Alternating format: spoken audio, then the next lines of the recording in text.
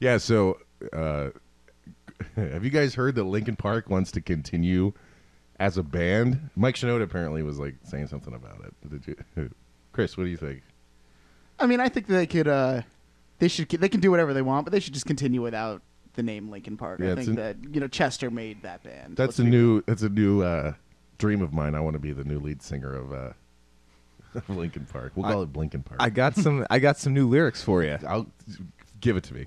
One thing, I don't know why. It doesn't even matter if one of us dies.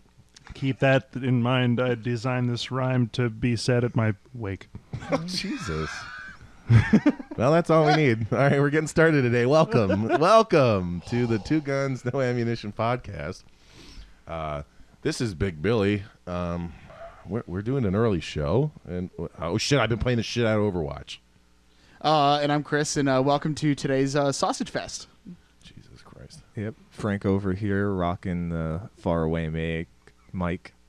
For some reason, it's making you talk a little bit quieter than usual. He's getting used to hearing an echo in his head of his own voice. I'm Jake, and this is our first show aboard the new Starship Enterprise that is my computer that is newly built and insane. Dude, it is fucking hype as shit. I think, you know what, we should talk. They call them battle stations online, but I call them command centers. I think we'll have to talk about gaming command centers and how great they are. But before we get started, I want to give one single shout out to our boy Matt, who is in the Air Force, and he's overseas somewhere, and I can't remember if it's Germany or like Kabul. He's over there. They're like, I told him basically next to each other. Yeah, I mean, directly, right? They touch, I think. Yeah, I told him. They touch tips at least. I was like, I was talking to his fiance. I was like, does Matt like podcasts? Because he should go to this website, our SoundCloud address. Any episode after 20 is not total dog shit.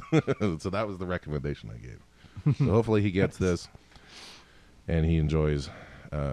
His fiance did it. GoFundMe for Girl Scout cookies so that he can eat cookies. So I hope you like that, you fucking cookie bitch. Cookie monster. One of the girls on my team at work brought in some Girl Scout cookies, and I thought they were like she was selling them, and it was just for us to eat. And I found out at the end of the day, and I just went and took an entire box. Yeah, that's Gimme. insane.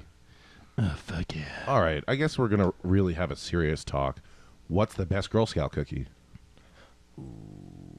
Dude, it's those fucking tag-alongs or whatever they call them now. The chocolate-wrapped peanut butter Johns. That's what I I'm on board with had. that. Yeah. Yeah. Thin Mints are also really good. That's the thing. People love Thin Mints. People are all about the Samoas or whatever. Or I'm whatever. not on board. Those See, I don't peanut like butter coconut. ones. That's my problem. Ah, I see. Yeah, I'm not a coconut guy either. They have these straight-up, they're like peanut butter cookie with peanut butter cream on the inside. Mm-hmm. Those are pretty dope, too. I can eat a whole box of those in probably 15 seconds. Yeah.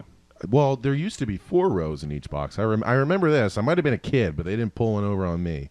They got 3 rows now. Give me more. You know, you Commies. can Less cookies, higher price. Love it. you can look up the recipe to make these cookies, but it's just not the same. I don't know what the fuck they do. An assembly It's line. crack. Add cocaine. Cocaine. Also, Yeah. yes. Well, I can't eat them anymore, right? Because the gluten is poison. Yeah. So Because your dick will fly off. that's true. my ass will turn You'll- inside out. You'll get gangrene on your dick and it'll fall off. Wow. Actually, according to the reputable source that is South Park, it'll spaz out, shoot off like a rocket, and explode in the air. Just to get our facts straight. What'll actually happen is I'll turn into a gay frog. Also, yes. Yeah. You already have. Alex Jones will be real upset. Yeah, well, they are turning the freaking frogs gay. And he's got a point. I mean, Okay, wait a minute. I just noticed over your shoulder on your command center here, you have the statistics. The real victims of the false missile alert were Hawaiian masturbators. That's a headline if I've ever heard one. we don't need to cover it because we already did on the misfire. Right. But to the side of it, that woman, is she having an orgasm? Also, is I that a hope she dick is. next to her It's face? clickbait. It's straight clickbait. Don't look at the screen. We're doing an episode, guys. Oh, sorry. God damn it. Okay, Sorry. Jake. I mean, as a straight male. I know you're aroused orga- by a woman coming, but listen, we're doing No, men's work. He's not aroused so much as he's intrigued since he's never seen it in And real no life. man's work. Kablam! I was going to say no man's job is to make a woman come. Wow. Wow. What? Wow. Frank, you're brutal today. Yeah. You're a little grumpy because you're sick. Well, he's a machine. He doesn't know the feeling himself. So, yeah. Yeah, he's...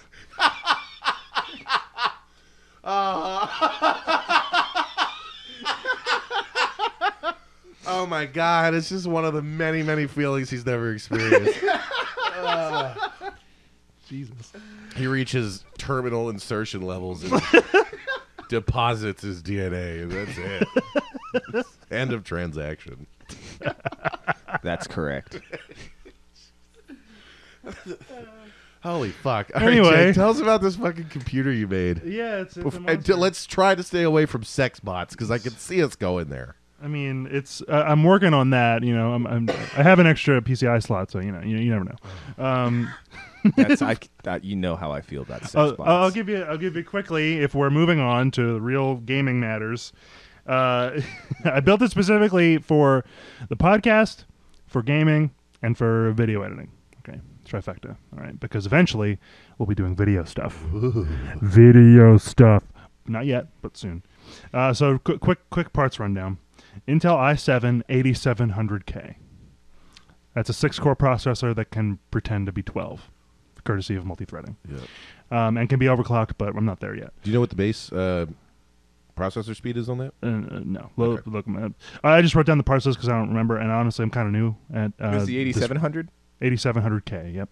The Gigabyte Z370 Aorus motherboard. I have enjoyed Gigabyte motherboards. The Gigabyte GeForce GTX NVIDIA 1080. 8 gigabyte. Oh, 1080 or 1080 Ti? I don't remember. It's not important. I can high. run Fallout 4 in 4K and barely read through the loading screens before I get to the next place. With 4.7 approximately gigahertz. 600 mods installed. What? 4.7 gigahertz. Yep. Yep. Asus Essence XTX2 sound card, which I've actually been having trouble with on Ableton, which is how we record the podcast and how I do my music. So, but it's a very nice graphics sound card. Otherwise, Corsair Vengeance LPX 32 gigs of DDR4 DRAM, 216s with room for 2 more if I really feel like it. That's going to be clutch when you're editing. Mm-hmm. Yeah. Mm-hmm. Let's see, 750 watt Corsair power supply. Samsung 960 1 terabyte solid state hard drive.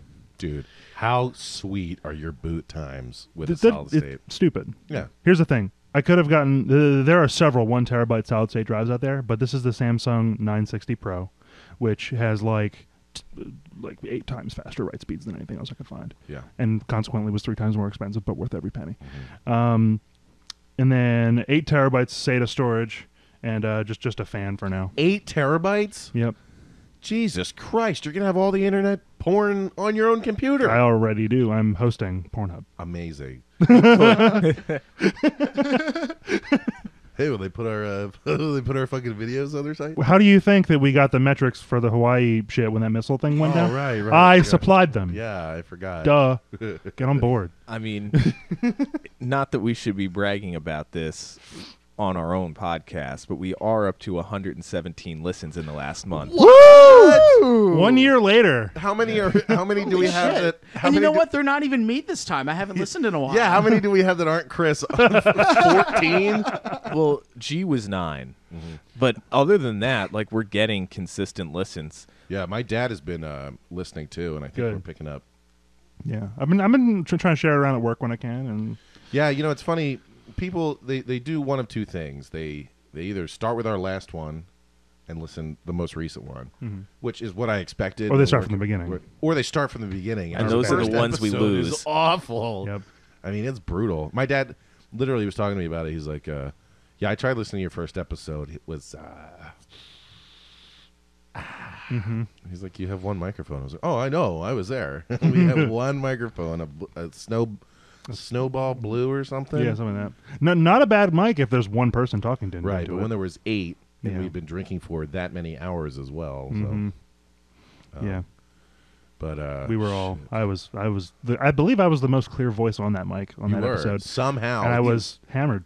Yeah. It was bad. I don't know why I agreed to even put it up. We should have just called episode 2 episode 1 and gone from there. Yep. What else did he tell me? He told me he listened to.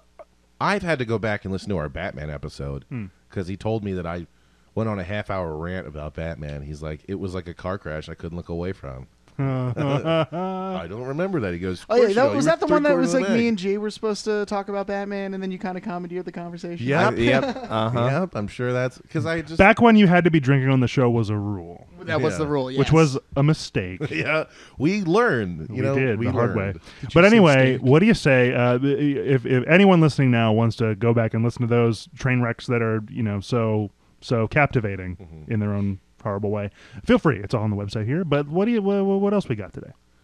Oh, well, we're going to talk about our command centers. I think that's a lot of fun because that's Just spinning off the computer I just built. yeah. I can talk more about my specific setup. I think we should, and then after that, we're going to hit some Overwatch because we took a 3 or 4 week break just with how things. And of course, next week is the Super Bowl. We have to talk about birds in the bowl. The fucking birds are in the bowl. no. That's what I was going to say. My life is. I was like driving to the podcast today, and I was happy. I was just smiling like a fucking goober. You know, I'm like, I'm in Pennsylvania. The Eagles are in the Super Bowl. As opposed to most weeks when you're driving here, like I have to do this fucking podcast. God damn it. I hope everybody's so sad. I hope it fails. Yeah, but I want to hit Overwatch because I will say now I'm in the process of getting good. My KDR my kill to death ratio went from like 0.8, so I was dying more than I killed. So now I just hit my first 15 kill streak yesterday. Nice. It was pretty fucking dope. Attaboy. All right. So personally, I've been dreaming about having like an aggressive, capable PC for probably 10 years. I bought myself a PC when I was a kid, and I didn't know shit, and I bought a pre-made one. Now, okay, I'm going to go back even further. The jabronis today, especially these kids in college, don't realize how shitty Google was back before, like 2013, right? So when I started going to college, I started computer engineering. I ended up switching. It's a tale of triumph. No, it's not. But I remember I was looking for coding help, and I couldn't find fucking dick back in the day, in like 2009, 2010.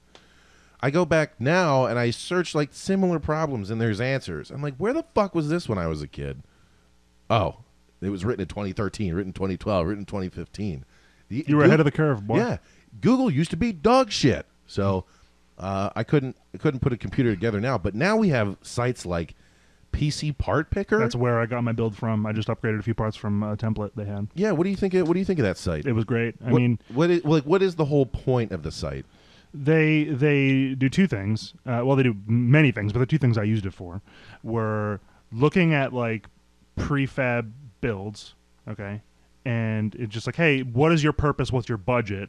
Here is a parts list. And the cool thing, they're user-submitted builds. That's true. Well, there's also that. That's a separate wing. But then there's the experts who work there. That's a whole separate thing.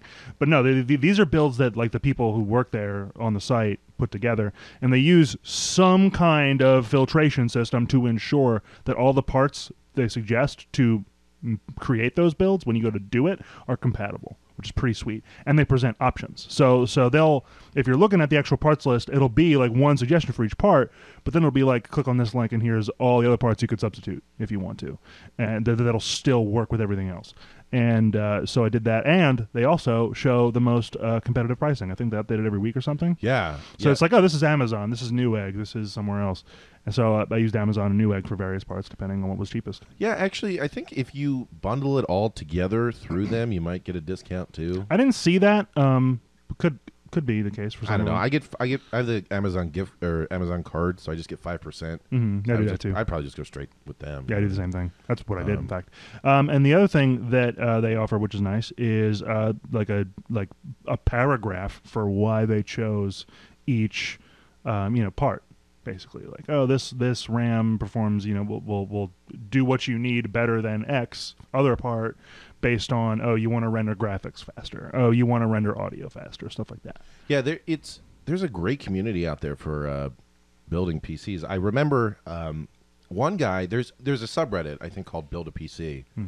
If you're not familiar with Reddit, it is basically a content aggregator site where all the content is user submitted, and then based on upvotes or downvotes, it's pushed to the front page, and eventually things on the front page will be weighted such that they fall off if new content goes up there.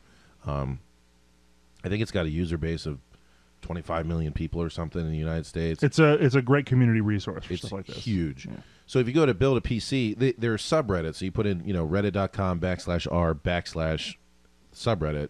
Build a PC is one of them. This 10-year-old kid comes on, and he's like, I need some help picking this part. I just can't find the resources I need to learn about it. Basically, his dad was like, all right, we'll build a PC. But in order to get each part, the father made the son research like graphics cards or processors or whatever, create a report, write a report, present it to the dad, and then based on the father's grading of like the presentation or whatever, A, B, or C or whatever, they would buy that level of part. So like if the kid got an A on his presentation, he bought him the best part. That's a brilliant method of parenting. Yeah, that was pretty fucking sweet. The whole amazing. community's like, first off, you're 10 and you're crushing it. Second off, this is awesome. We're totally ready to help you. So it's a really great community out there if you want to build a PC. One thing I was sort of worried about is how easy it is to put like cool lights in your PC. It almost felt robotic. Yeah. Frank's pointing at his headphones that have 3 blue lights on them. But you know what? After building Genevieve's machine, it doesn't matter. It still feels really cool. She's got red lights in the fan, red lights on the board. One of the point of pride for her machine is the only thing that moves in there are the fans.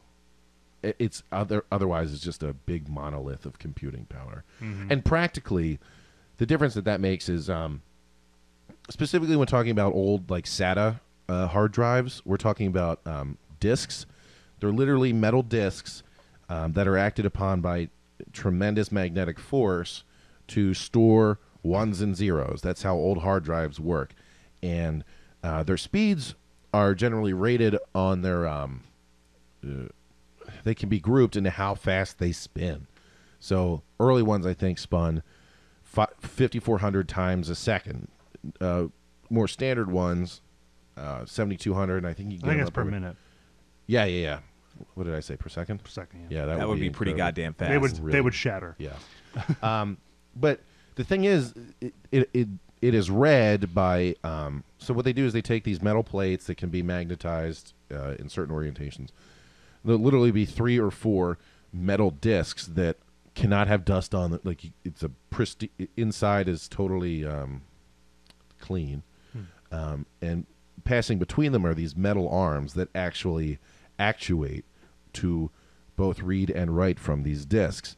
And any moving part wears out eventually, right? And some problems with old hard drives where the arms would get stuck, and you could fix them by like punching them or whatever. This happened to iPods back in the day because iPods had been.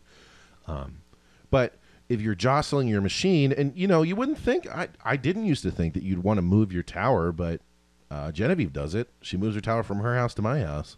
But every time you do that, every time you jostle an old disk drive, you're taking a risk. Now, if you use a solid state, No one cares. nobody cares. To be clear, I do have a SATA. That's the big 8 terabyte one. But I don't know to what degree that specific issue has been mitigated with the advance of technology. I imagine somewhat. Oh yeah, I'm sure. But yeah, having the solid state where everything is all like the programs are installed and all that good, and that's what the games run from. That makes perfect sense. What I wasn't able to find, or if I did, it was just out of my price range. I don't remember now. My solid state drive is the one that goes into the motherboard. Yes. It's like right next to the processor. That is, I think It's- that's typical interface now. Yeah, I was Yeah. gonna say I don't think they make other kinds. Yeah, Right. they're really, anymore. really small. Right. Yeah. So the 8 terabyte is, a brick that you bolt into the side of the tower. Right. Right. And I have room, funny enough, for 4 more. Yeah, you have four bays. So between that and my external 1 terabyte that I was already using for storage, I could have 50 terabytes of shit It's just unbelievable. Like if I so chose. I think they have a 500 gigabyte. 512 flash drive. Yeah, it just came out. So when we're talking about solid state, think thumb drives, Mm-hmm. especially if you're old, like me. I remember I spent $70 to get a 2 gigabyte flash drive back in the day. That was a big deal. Now we've got 512s falling out of the trees. Dude, I picked up a 16 or 32, I don't remember which one, at Best Buy the other week so I could put it in my tablet and just download shit on Netflix for when I go on a plane because I'm traveling in a couple of weeks. It was like $10. Yeah, it's incredible. So I explained what like the old disk drives were. These solid states are just basically chips, like any other computer chip. And the limiting factor that people will proffer for not using solid state hard drives, they have a definite read write limit. So I think the old disk drives, if it didn't break because it wore out, spoiler, it would wear out. But if it didn't, in theory, you could read write as many times as you needed to. Reading and writing. So you writing to the disk, you're changing the state of these ones and zeros on the disk itself. And reading, you're just kind of looking at them. But solid states have a read write limit of like 100,000 or something like that. And I think it's improving, but if you manipulate the stored data 100,000 times, eventually it kind of wears out and you can't use it anymore.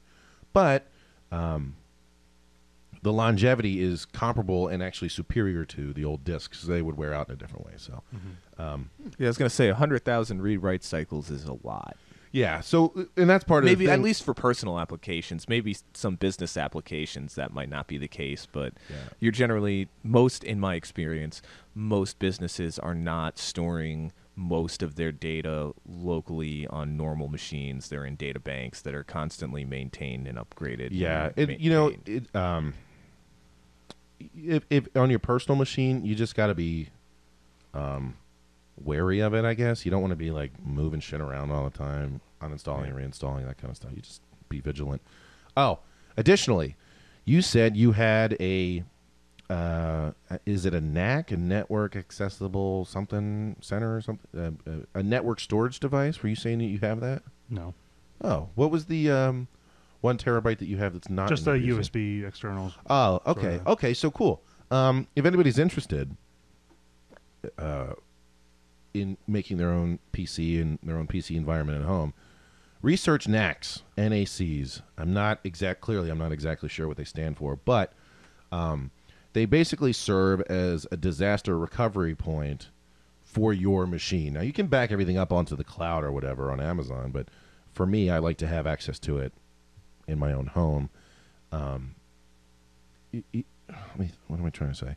Okay, so not only do you back up your data, so you would have with how cheap solid states are and how long they can last if you don't read write from them all the time, you can put 8 gigabyte NACs in your house, and then everybody backs up their personal PCs to it, and you can encrypt them; they can be separated, or you can create a little server where everybody can access what's on them. So you could run a little teeny server in your closet where you and all your roommates get to watch all your videos that you have saved on there. It's pretty neat. My entire storage of Pornhub. Yeah, exactly. I look forward to it.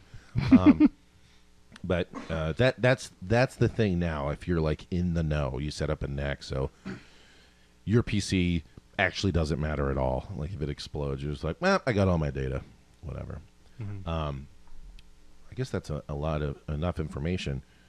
How do you feel since you've built your own rig? Since you've built a Starship Enterprise? He didn't. Whoa! He didn't even talk about the monitor yet, and that's one of the most impressive parts, I think. Oh, okay. And probably the most expensive single part.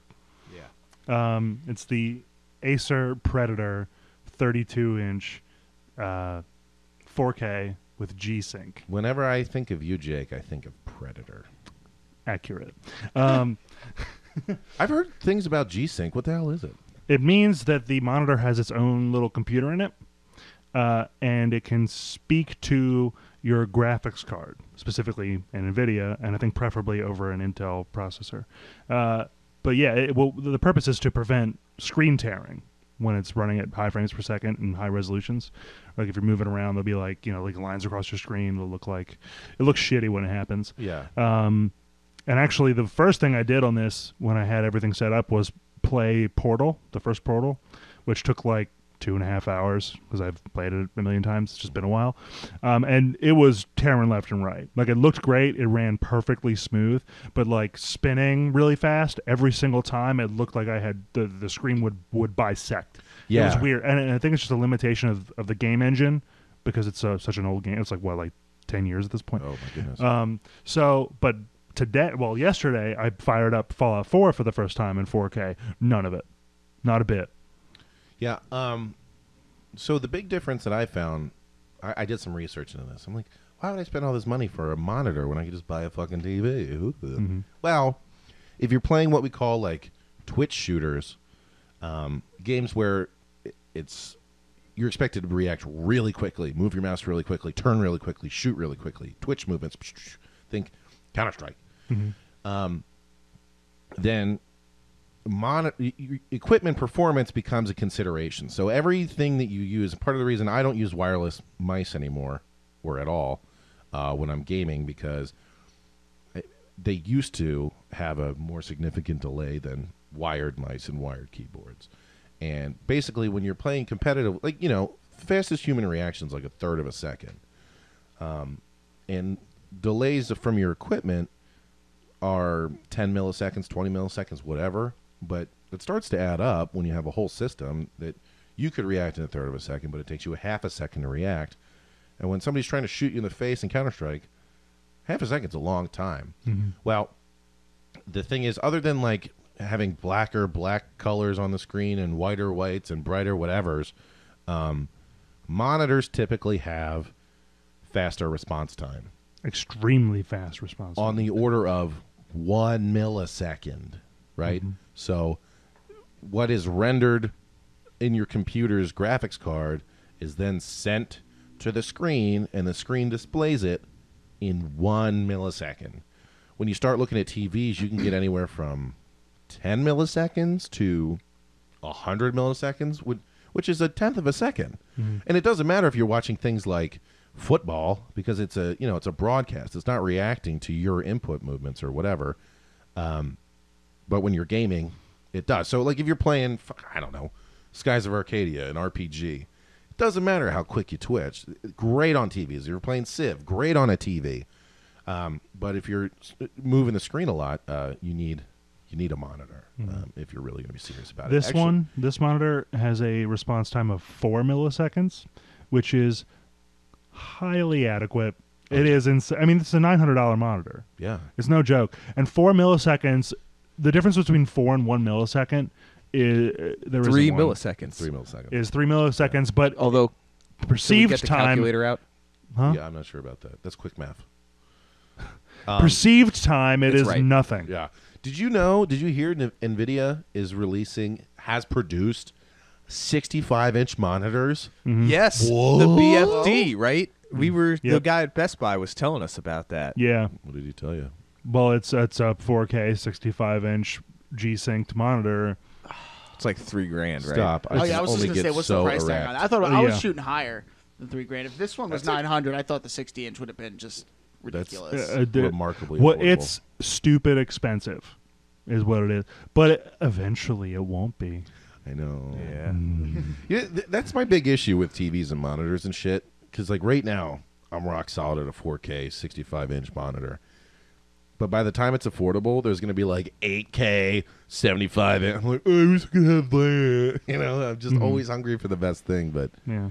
says I, who am playing on my 23-inch Insignia from 12 years ago. By the way, Insignia, I think, is just like a store brand from Best Buy or whatever. Could be. I love it. It's been great to me for like 12 years. I don't know, man. Don't be afraid of store brands if you're just going for a basic TV. Yeah, if you're not going to be playing games that are intense, the Twitch shooters and shit like that, don't.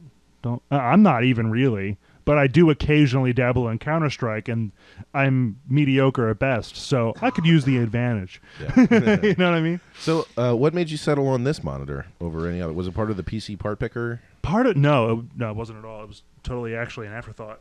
I wasn't going to do it initially, but then I was like, well, why would I have? Because I'm using a monitor from about 8 years ago before, and a 40-inch discount brand TV and Cosmo, and it's like, which I keep wanting to call. Wait. I keep wanting. Shut up.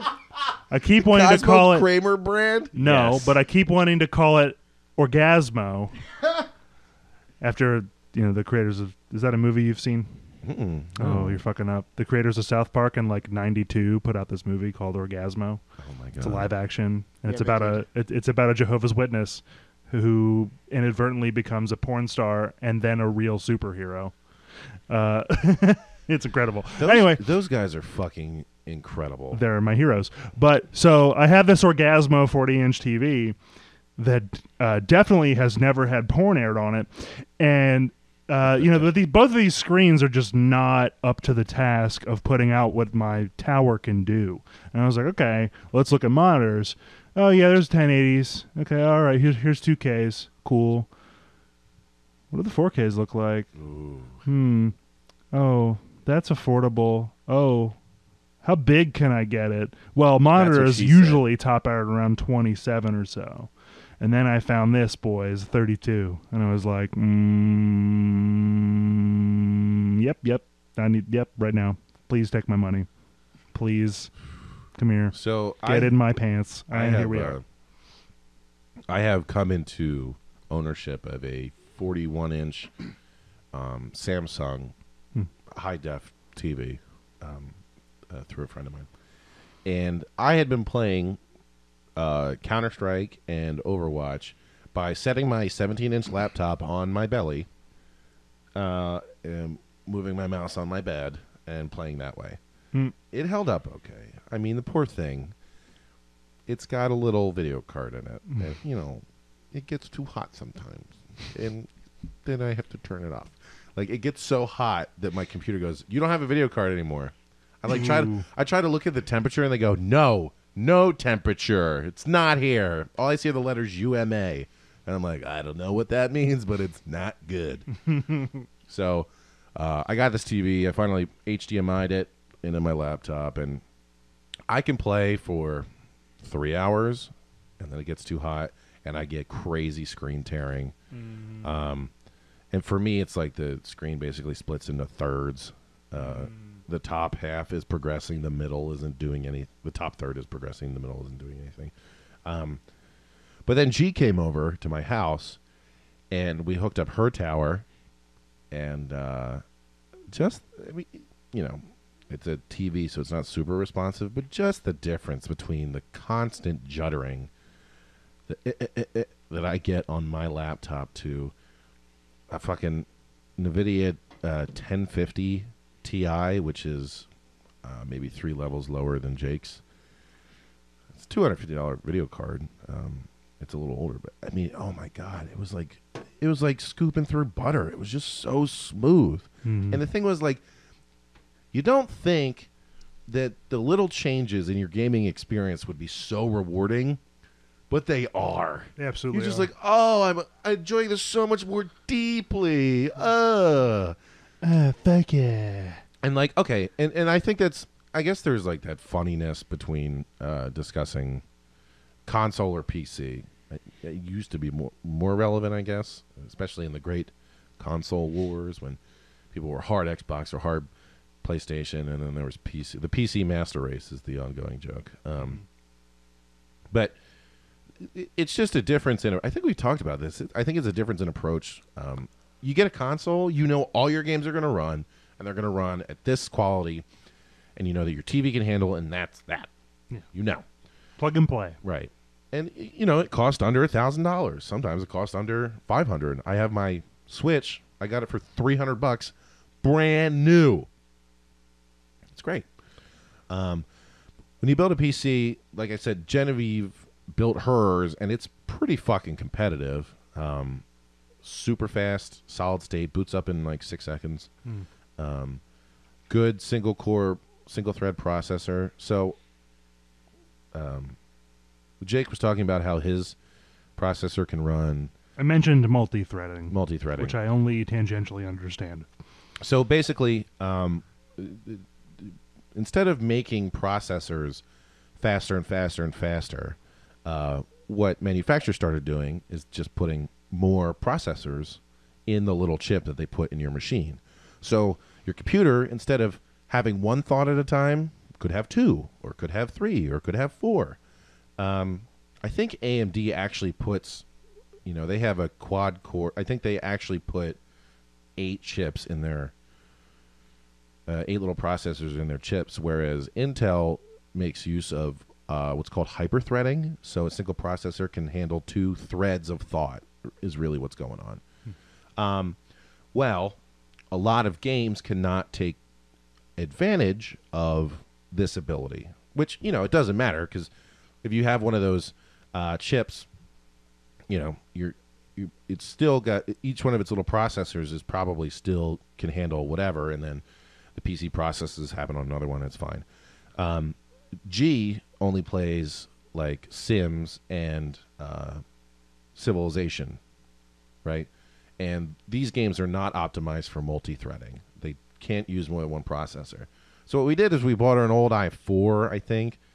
It has maybe 2 processors, maybe 4, I can't remember. But we jacked up the processing power. So it was pretty affordable. I think it was like $150, but it processes at 3.7 or 4.2 gigahertz, which is what she needs. Because Civ, it's just one big, it's like, okay, if this, then this, if this, then this. It's one line of thinking in that game.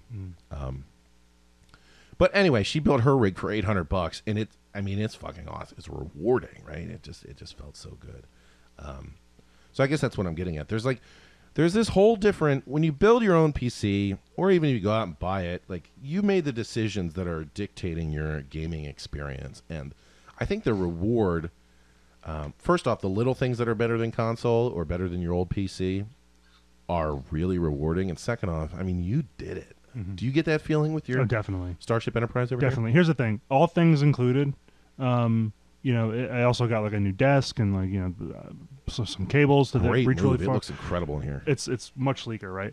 So like all that stuff considered, we could comfortably round it to roughly $4,000.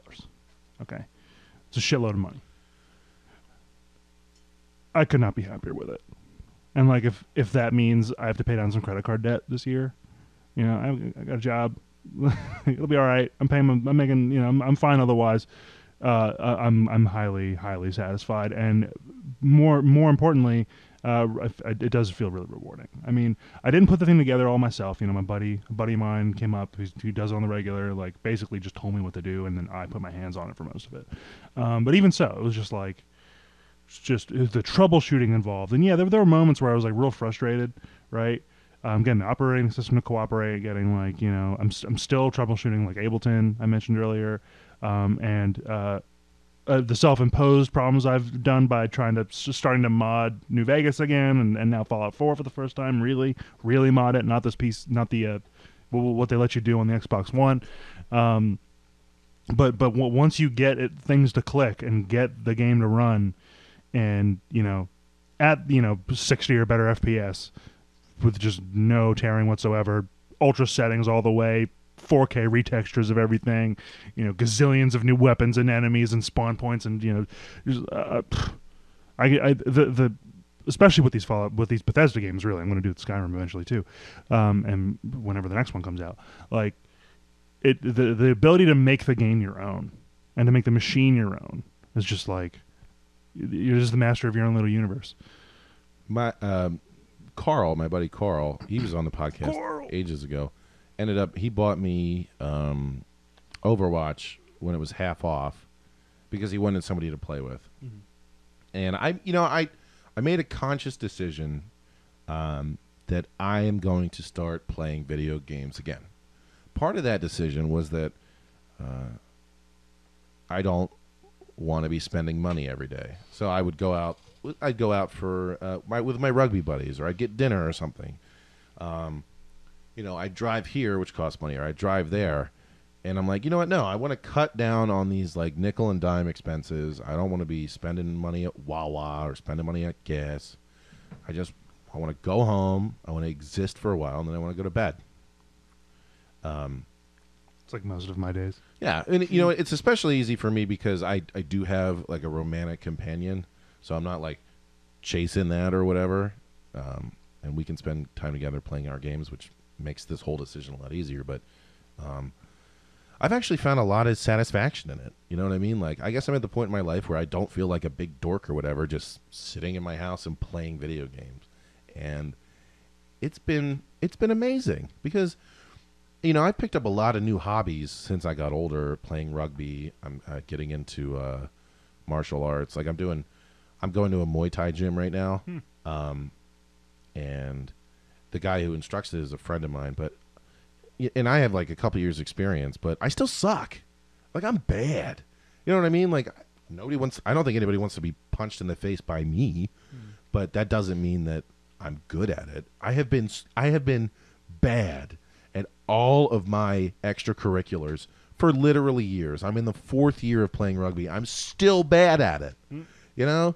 Like I play with these French guys and they're like, "Oh, we've been playing this since we're 4. Let me just throw this pass behind my head and my buddy will catch it and we'll score." I'm like, I'm just terrible. I'm good at video games. I was good at Counter-Strike, and golly, if there wasn't a fucking character in Overwatch that plays just like Counter-Strike, and I'm good again. I'm getting good, and it's so rewarding to be not spending money and sit around and get better at something and actually see results. Just to be good at something. Yeah, and I'm like, yeah. Yeah, I'm like, ah, Yes. But I'm hoping that with this year's tax refund, I can build my own rig too, and I'm anticipating like $2,200 for my my build. I want to get a 1080 Ti, which is top of the line, because I want to mine cryptocurrency. I don't give a fuck if it doesn't make money. It's fun for me to mine cryptocurrency. Okay. Yeah, there's better ways to do it. Yeah. But, yeah. I mean, I could drop $1,800 and buy a specific ASIC miner, but that's a whole different thing. Yeah. It's just fun. It's fun to have a coin and actually get, like, I have a crypto coin, and it's just fun because I follow the numbers. You know what I mean? Like, I don't give a fuck. If it lost all value tomorrow, I'd be like, eh. But it's fun to like be in the game, you know. So it's like a running lottery at this point. Yeah. It's not exactly an investment vehicle, but I'm really more of a looking lottery. forward to having that emotional investment of building my own machine, being the master of my own destiny, having my own Starship Enterprise. You know? Frank, you were talking about upgrading your PC. I bought my 1X, and I'm pretty happy with it. Yeah. Mostly because, like, the majority of people that I actually play games, and by games I mean PUBG and Overwatch, they all play on Xbox. So, I mean, we've all actually talked about, like, going out and saying, like, we're just going to all get PCs and play on PC instead. Especially because PUBG is just, like, well, it's actually running a lot better now that they've patched it a few times, but at first it was pretty hard to deal with because it would crash all the time. There was always lag, frame rate drops, all that stupid shit. But it's running pretty smooth now, at least on the 1X. I think there's still some problems on the Xbox One, but we just kind of are happy playing on the Xbox. The thing that I had heard about the Xbox One X was basically it was the machine that they should have released instead of the Xbone. Yeah. Yep. I mean, I have heard nothing but great things about the Xbox One X. It's great. It runs 4K native. Yep. Right? Your TV still handles it. You got that big ass TV. It looks great. Yep. It seems like it's all the gaming power of, like, all the relevant gaming power of the computer I just built in a streamlined package. It's probably about half the power of what you have. But it applies it's it in a pretty way good. that makes it a really great experience. Yes. And it was $500. You know, like, it was easy. You can't even get the high-end video card now, the 1080 Ti. Yeah. I paid about $750. Yeah, then it was probably a 1080. A 1080 Ti is $1,200. Yeah. Shit. Yeah, because everybody's mining cryptocurrency with it. You know, but I mean, and that's really where the argument comes down to. I mean, $500 is still pretty steep for any single purchase. But if you really like what you're doing, I mean, that is a. It's an I mean, the investment. 1X. How much did you pay for the TV again? that was 700 or Okay, 800, $1,200 something like bucks that. Yeah. for a solid gaming setup. Yeah, and how, you know what? And what's my general value rule, right? $1 an hour. $1 an An hour. hour. Are you gonna get 500 hours out of that Xbox Dude, One X? You're goddamn right. Between the probably already TV, did. yeah, between the TV and the Xbox, I need 1,200 hours of entertainment. I'll probably knock that out in like a year and a half. Oh, yeah. And I'll keep this setup for 4 years at least. Mm. You actually watched Planet Earth 2 on that TV, right? I did. How was that? It's incredible. What? Okay, what do you think? I How know did this they isn't do strictly a Yo, video game. I just watched Planet Earth 2 twice. It's on I watched Netflix it, yeah. now. Honestly, even with my regular 1080p, it's fucking incredible. Holy shit. That you know, it might have just been me aging into being an adult or whatever, but when I watched the first Planet Earth, I was like, how the fuck are there people getting this footage? Dude, wait till you see 2. Some of Yeah. those shots, dude. He watched some of it when I first got it. Yeah. I actually got it on a Sunday, like during this podcast 2 months ago, and Bill came in and he watched it for It was insane. 10 minutes. It literally, That every slot. time I watch Planet Earth or Planet Earth 2 or Blue Planet or whatever, it almost moves me to tears because I realize I exist in a world of such beauty. And the thing is, like, I know that sounds like, or whatever, but like, and it has nothing to do with me. All this shit know that what it exists totally separate of me. It's amazing. I was having a very similar, I guess, crisis while watching it because I was just like, you know what? 99.9999999% of the world is never going to see any of this shit in real life. Like, Right. ever. Like, I'm never going to see a snow leopard. Right. They're already rare as shit, and they managed to get this on film. It'll probably never happen again. And that's Because there's like 4 in one like major area in the Himalayas. And that's the thing. Like people love to shit on people, on humanity or whatever. But I just watched a video the other day of this lady who dedicated her life, like 35 or 40 years, to study the fucking tree kangaroo. All right. I mean, this lady, she wears her pants too high. She talks like a little bit of a goober. But she fucking loves these tree kangaroos. And guess what? Somebody gave her a grant, and she got to catch one of the tree kangaroos and put a camera on its neck and watch it like, I don't know, fuck another tree Masturbate? kangaroo. Yeah, basically. And she's just like, I can't believe we have this. And I go, there it is. That is one of the most beautiful things in humanity. I mean, there are a lot of them, but we have so many people on the planet with such diverse interests that one lady decided, I'm going to study these fuckers for 40 years and provide the world with like 95% of its knowledge on this stupid tree. You know what? Okay. You want to talk about stupid? You want to know how this thing escapes predators? It jumps out of the tree. It falls. It will jump from up to 60 feet. And then it just thumps on the jungle ground and runs away. And that's how they caught it. Some guy, some native Papua New Guinean, it lives in like, I think Australia and Papua New Guinea, climbed up the tree, spooked it, it dropped 60 feet, thump, and then a bunch of other hunters were like, gotcha, and grabbed it. But, you know, and it like all this is what I think of when I watch this fucking Planet Earth 2, and then you put it on, just like it, so much work went into this thing that Frank put on in the room that I was also standing in. And I looked at it, and it was so vivid and so, maybe surreal, just beyond. I was struck. I'm just living my life. I'm struck. I'm like, holy shit, look at this. The colors were so bold, and like yeah. the color on that was. And just when it's phenomenal. in HDR, Yeah.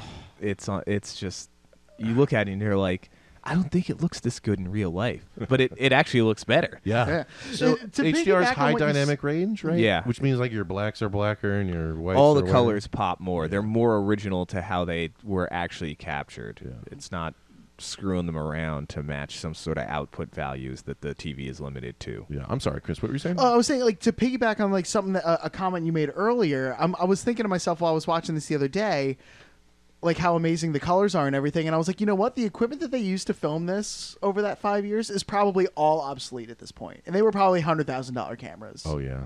I mean, So now for the next one, they got to get all new technology like today. and I just hope, like, I haven't bought Planet Earth, I will buy it. I've seen it for like $300. I'll fucking pay it. I want these people to make more.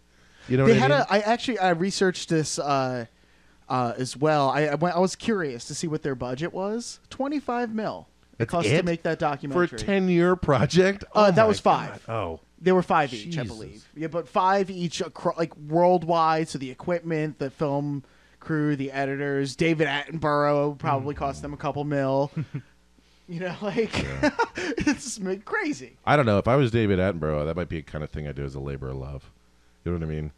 I'd be like, I'll do it for free, and then claim the claim $10 million loss on my taxes or whatever you do. I will say that was probably his most captivating performance. I thought a lot of the stories that were made in that I thought he told very well. What do you think, Frank? Yeah. I mean, he is probably one of the best narrators out there. The voice is perfect, and it matches the tone of what's going on, where it's just like, it's so secondary to watching, and he keeps himself like so reserved, so quiet, so well paced that like you're not distracted by what he's saying. You're still focused on what's happening, but what he does adds to the experience. Yeah, I find myself like, I'm like, what is this monkey doing? And David Attenborough was like, the monkey is looking for a banana. He hasn't found one in 3 Thanks, days. voice in my head. And you're like, oh, sweet. Now I know this shit. You know, I watch the monkey like a baboon walking through the water. And I'm like, the baboons walk through the water calmly, even though sometimes a crocodile eats them. And you're like, this is much more exciting than I thought. You know, it's like a second voice in my head. It's truly great. And Or I think, a third for me. Yeah, well, I think basically what I'm coming around to is like that whole thing. That's the experience. Those are the kinds of experiences I get when I think of building a PC, right? Or if I made the conscious decision, go out and buy an Xbox One X, because then I can play Blu-ray DVDs and watch this shit. Everything whenever I build my rig, everything that I do that is impressive, I'm gonna attribute it to myself a little bit. I'm like, I fucking did it, man. This is so cool. Yeah. So, do you have a favorite moment so far on your new machine? Because I remember I walked in and you were showing me Fallout 4 at 4K 60 FPS, and I was like, it's like the first time I saw this game all over again. Yeah. I mean, well, I'm just now beginning, in terms of gaming, just now beginning to put through its paces. Right. I spent, it took like, my main priority of setting up was getting everything installed, right? Like hundreds and hundreds of gigs of programs and sound samples, because that's my main shtick, right? Is the music stuff. Like I have just really, really high fidelity sound samples for drums, like, you know, electronic stuff. I basically have an orchestra and a choir at my command now. It's stupid. I remember you telling me about that. It's so exciting. I just started to implement it. I was showing Chris it earlier. It's gorgeous. Oh. Yeah, but like I'll have to figure out how to maybe split it up, because my solid state is almost full, because I have so much high fidelity like sound samples and I want them right there. You know what I mean? Where I can grab it and use it in the music at really high speeds. So that was the main focus here. And then I played Portal 1 again just to do something snappy. I could do it in one night. And then I've been modding New Vegas again, which I used to do on the old machine, but now, of course, everything's on ultra settings, and I don't care. And yeah, I get crashes to desktop sometimes, but that's Bethesda's fault. It's not the computer. So, you know, and I have, you know, a gazillion mods plugged in, and you know, I'm making that work, crafting that world, and now I'm really starting to do the same thing with Fallout 4, and like I played just the opening sequence last night, and then set about installing mods, but because of one or two of the overhauls I needed, one of them, this one weapon pack, was like, you also have to download 20 of these other mods for this to work. And I was like, okay. Yes, sir. And so I just installed everything. And what you guys walked in on today was me picking up where I left off, having installed approximately 50 mods. Yeah. You know, serious overhauls, retextures, game mechanics, like, you know, the shit I was using with some of the mods on the Xbox already, but then a lot of stuff I hadn't. because might not be available or whatever. Now I know I have the power to handle it and the space, because the Xbox modding limits you to 2 gigs, and I'm like, dude, I'm calling it now. You're gonna have a moment where you're playing your favorite game on ultra high settings, and you're listening to some music that you wrote with your new sound, bumping on the other screen, and you're gonna be like, "Holy fuck! This is everything I've ever wanted in this experience." yeah. It's pretty cool. I also want to mention, if y'all haven't tried a multi-screen experience, it occurred to me that a lot of people don't do this. I have 3 here now. Dude, 3 screens is where it's at, or even 2. You know, just 2's plenty. You're like, why would I need more than 1 screen? Just try it. Yeah. Mm-hmm. Just put YouTube on 1 screen and do your work on the other one. Like at work, I have 3 screens, and I develop software. My big discovery period: turn your screen sideways. I'm not a fan of that. Vertical monitor, dude, lets me look at like 300 lines of code at once. It's amazing. I intend to do that actually with my smallest one at some point. Yeah. For sheet music editing. It's really So I can I actually know a lot of composers that do that. Yep. They use the vertical monitor. If you It's write wonderful. for like an orchestra or something, you have like a zillion different parts you got to write for all at once. It's the only way to do it and not strain your eyes and lose your mind. I really do wonder though if we're gonna surpass eventually monitors with VR, because it could just simulate them. I think monitors will always be a mainstay, kind of like how cash hasn't been replaced by plastic. You know what I mean? that's true. Like Yeah. there will always be, in the case of currency, there will always be a case for anonymity and convenience that cash affords. And I think it's analogous here. Like there's always going to be like no one's going to want to always strap on a fucking face mask to do their work. You know what I mean? But plenty of people will. I'm sure. I'm sure it'll spike and then equalize. I think you bumped something and started playing something. It's just playing. Take your headphones off. it's It's music. fine. We're good. All right. I think. Hey, I want you to give us any finishing thoughts on building the Starship Enterprise over there, and then I want you to rate the experience out of 10 for us. Okay. Take us straight to the break. I would say do it. Figure out what your budget is. Hit up a site like I can't recommend PC Parts Picker enough. They have it for every budget. I mean, you could build one for $300. Yeah, it's not going to be a spaceship, but it might be a shuttlecraft. You know what I mean? It's like it'll do some work for you, and it'll do exactly what you want it to do. And for me, I was deliberately throwing just do it. I need this computer to last me a while. It'll last you 10 years. And at least I can afford to put that money down in this moment. So that's why I spent that kind of bread.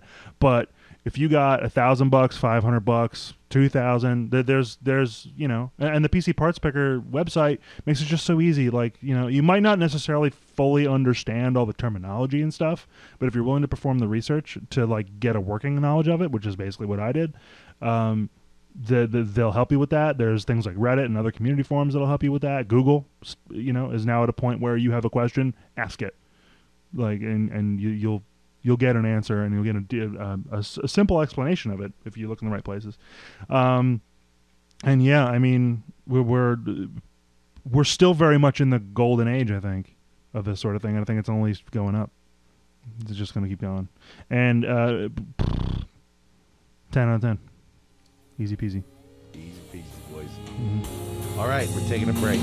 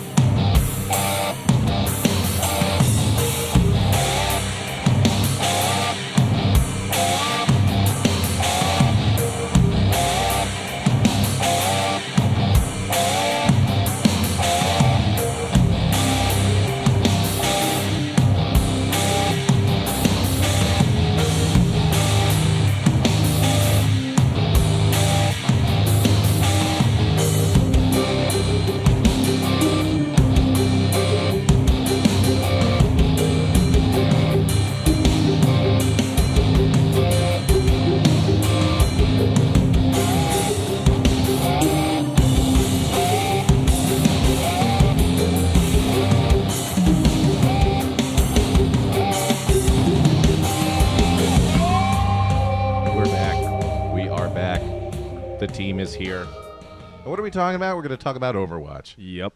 which means I'm going to get really excited for a few minutes because, okay, all right. Here, this game, I never thought I'd pick it up. And we talked before about some of the aversions that I have to, like, professional gaming, and that I end up just kind of, I don't want to say jealous, but envious of people who can play, right? People, like, I can't watch college ball because I should have played college football, but I didn't put myself in an environment where I could. And I don't necessarily regret my decision, but I'm still sort of salty about it, you know? I want to play more football. That's it. Ask me at any given time, would you like to play more football? The answer will be yes. Yes, I would, before you even finish your sentence. Well, I would love to play some football. now there are professional gaming leagues, right? Where it's really easy to age out because, you know, as you get older, your reactions go down. I mean, even professional gamers back 10 years ago, there was nobody over like 27 because you just don't twitch as quick. You don't do the twitch shoot as good. So that was sort of my stance on Overwatch before I started to play. And to be fair, it seemed so big and corporatized. I sort of felt like maybe I was the product. I don't know. Like, this company knew me too. This big company knew what I wanted too well, and I didn't like the idea of it. You know what I mean? It'd be like if Google sent me a text message on my phone and was like, dude, do you want to buy this brand new sex robot? And I'm like, yeah, I do, but you're not supposed to know that, right? I wouldn't like it. I felt, you know.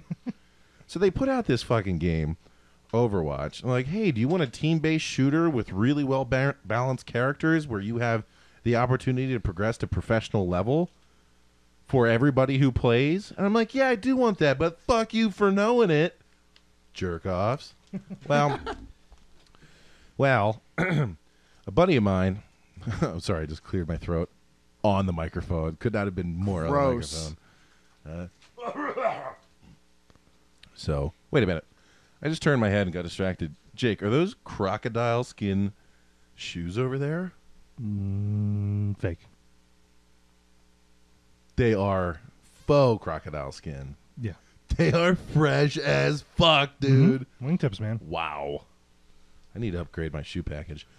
Okay, Yeah, so those are I have an interview today level shoes. yeah, I met a guy. I wear cowboy boots frequently because, you know, Because you're a redneck.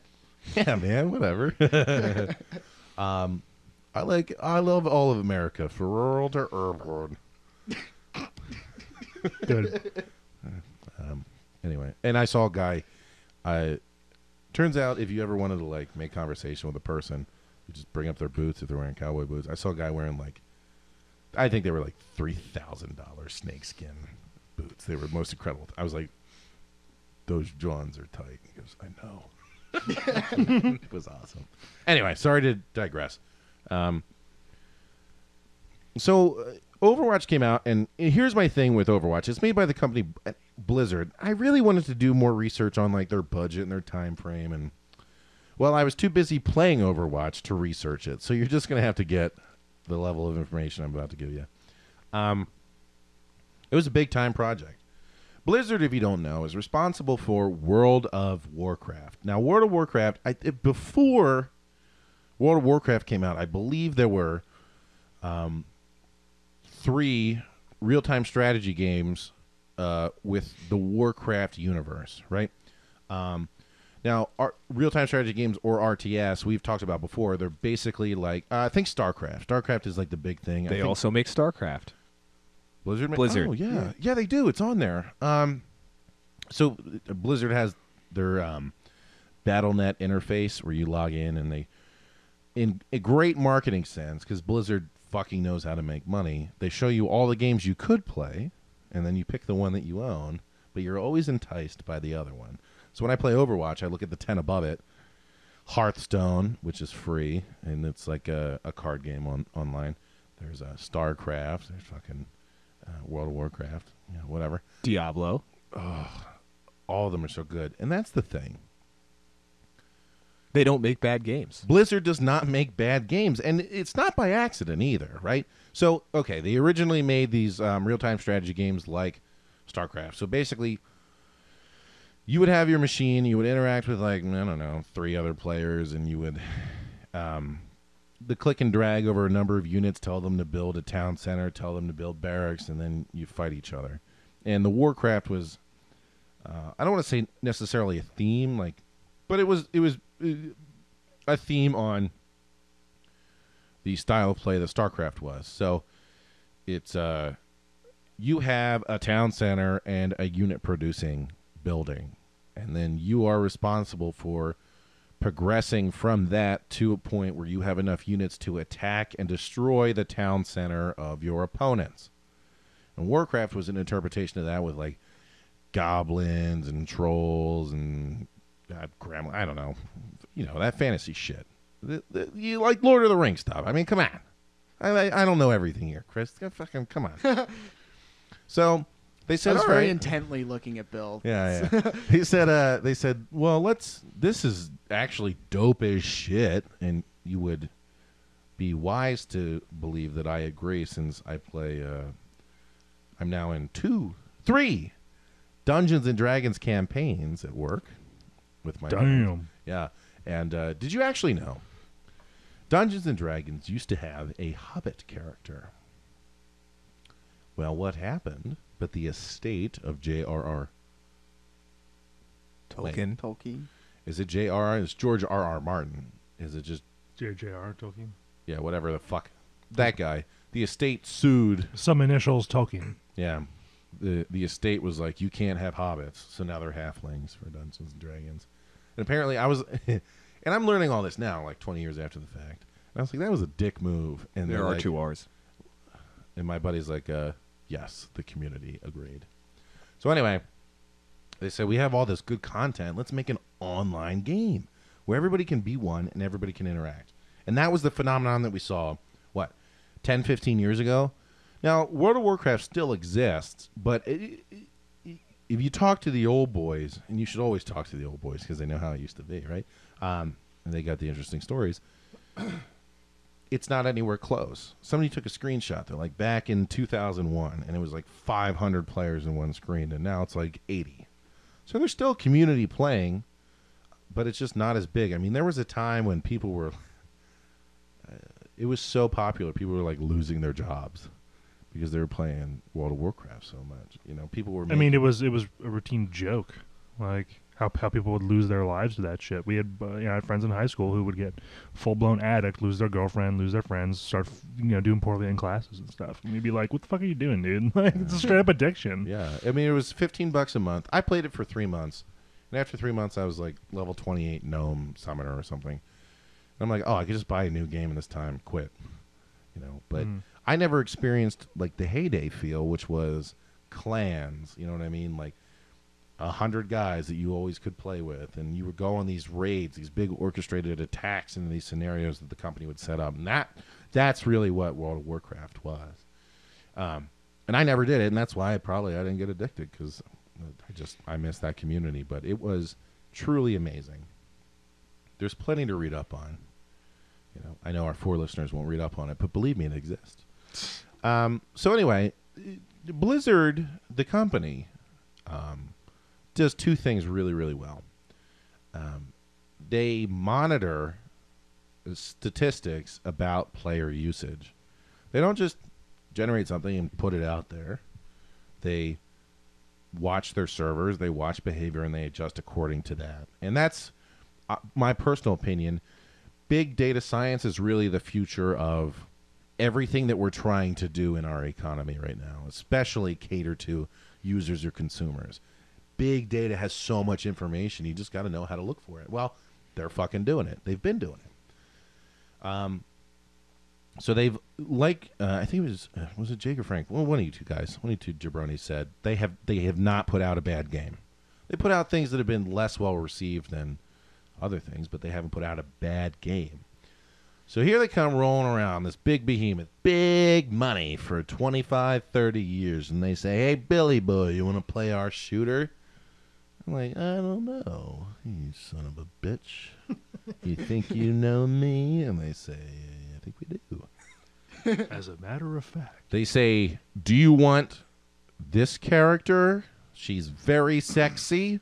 She shows off her butt sometimes, and she's English. And I said, ha! I do not want that character. Tracer? Yes, I Tracer. thought she was Australian. I don't know what the I fuck. think she's She Australian, might be Australian. Well, which is even hotter. whatever. But don't. Her character's a lesbian though, so sorry, Frank, you're not in the running. That's all right. No, I was. What Not I'm in the trying to running reference anyway. She's though, not a is, robot. There was a big hullabaloo because Tracer, you have these victory poses, which don't worry, you can unlock more. So when you win a game, your character is not T-posed. The character is putting their hands on their hip and looking over their shoulder, as opposed to just mean mugging the camera when you win. You literally see them for 3 seconds, but whatever. People spend money on this, but whatever. Tracer had one where she was like looking over her shoulder and everybody could see her butt, and then the creators were like, because she wears really tight pants and her legs are 50 inches long. The creators were like, artistically, this doesn't make sense. So we're going to change. It just doesn't work for the character. We're going to change to something else. And everyone went, oh, excuse me. These feminists they're taking away my asses. I need more asses in my video games. You're going to come in here and tell me I can't see ass? Ridiculous. Well, yes, we are, sir. Yes, sir. They're like, yes, no, sir, they're we like are. artistically, like this pose doesn't make sense for whatever fucking reason. I don't care. I talked to another guy who knew about it, and he's like, artistically it made sense. And I said, I trust you. Well, wow, this is the folding of corporations to non-gamers and women. This is ridiculous. I don't know, dude. Whatever. If you don't know this, you will now know because I'm going to tell you. Please do. There are a number of rules about the internet created by a lovely website called 4chan.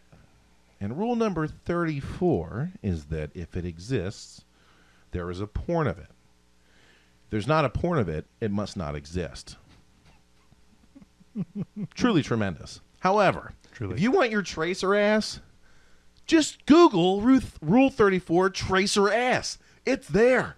There's thousands of them. You could probably just go Rule 34 Overwatch. Yeah. I'll Now, bet have there's I- a subreddit for it. there is a subreddit, Rule 34. No. I know that. I'll bet there is a subreddit for Overwatch Rule 34. You know what? You're probably right. Now, do I know that there's Rule 34 for Tracer? I haven't seen it, but I know in my heart of hearts you'll get all the ass you want for Tracer and everybody else. That game is popular enough that it has its own Rule 34. It has millions of players, and whatever. So Many of them have that was the penises. original entry into this thing, and me sitting here not knowing anything about it, I'm like, I don't want any part of this. Are you kidding me? People get like, it sparked this whole debate. Like, Confirmed, by the way. yeah. Oh, Jesus. Sparked this whole thing. It was like, people were accusing feminism and shit of getting into games, and then everybody who didn't like the character change was a bigot. And I'm like, okay, I'm going to be real with you. In my personal opinion, you cannot like when people change things that you do like without being a bigot. But the whole thing was a fucking mess. The whole thing was a fucking mess. And eventually, Gamergate, like so many other things like it, are just having these ripples, and now there are people who are wired, who have had a hardwire switch in their brain, and whenever they see something that confirms their opinion about topic A, they're now projecting that onto whatever they're looking at in the moment. Mm-hmm. And that happens on all sides, and it doesn't surprise me at all what you're telling me. the thing is that I'm impervious to it. So when I finally saw that sick poster of Donald Trump removing his human face and becoming a snake lizardman, I knew that was real. I knew that was real ahead of that. That was a leak. That was a WikiLeaks drop. You released it with your Pornhub access. Yes, I have connections. So this game comes out, and you know what? This is how petty. I don't want to say I'm petty. It's not like I sat down And I had the opportunity to get this game and then refused it because of these minor issues. But I had a passing interest in Overwatch, and the following things prevented me from doing it. One, Tracer. Not because of her ass or whatever, because people were they were so thirsty for this character. I'm like, I don't even want a part of that. I don't. Fucking, she's my least favorite character in the game too. I can't stand her. First off, she whoops my ass. Second off, I don't like her attitude. She's always wearing aviators, says the guy. Literally wearing aviators right now, but they're not tinted, and I'm not standing inside, okay? You remember how we talked about how, like, I have this issue with tough characters acting like big hard asses all the time. Well, Tracer's really cool, so she acts cool all the time. So she's always shifting her weight between her hips. Look at my glasses. I'm inside. That's how I conduct myself in the office. Yeah, go fuck yourself, how about? I'm not having it. But all these other guys who, well, you can't get rid of her ass. She's my ideal woman. I really need, I wish I could meet a woman like Tracer. And I especially enjoy her since she's unattainable because she's a lesbian. Oh, boy. Can I have my Tracer at the back, please? And I keep it next to my stapler. Like, it's just, she's just like perfectly packaged, like, frustration material for. So speaking of like, So far poses you, and skins, I'm sorry, we've been speaking about Overwatch this whole time, and we went on this whole diatribe about Tracer. Oh, I'm sorry. Okay, so anyway, so that funny. literally Tracer was one of the reasons I didn't want to play the fucking game. Yeah. The other one was, I figured, I was like, this video game company knows me too well. Three. That's number 3 is, I'm gonna end up spending money, and I want to buy a game, whatever. Have it. Fourth, I tried playing League of Legends, and the community was terrible, and I was like, I don't want to do this anymore. Is that 4? 5. I don't remember what 5 was anymore. Why didn't I play a stupid game? Anyway. Do you have a question, Frank? no, we'll get to it later. No. So I ended up, at 5, I was like, the art style of World of Warcraft.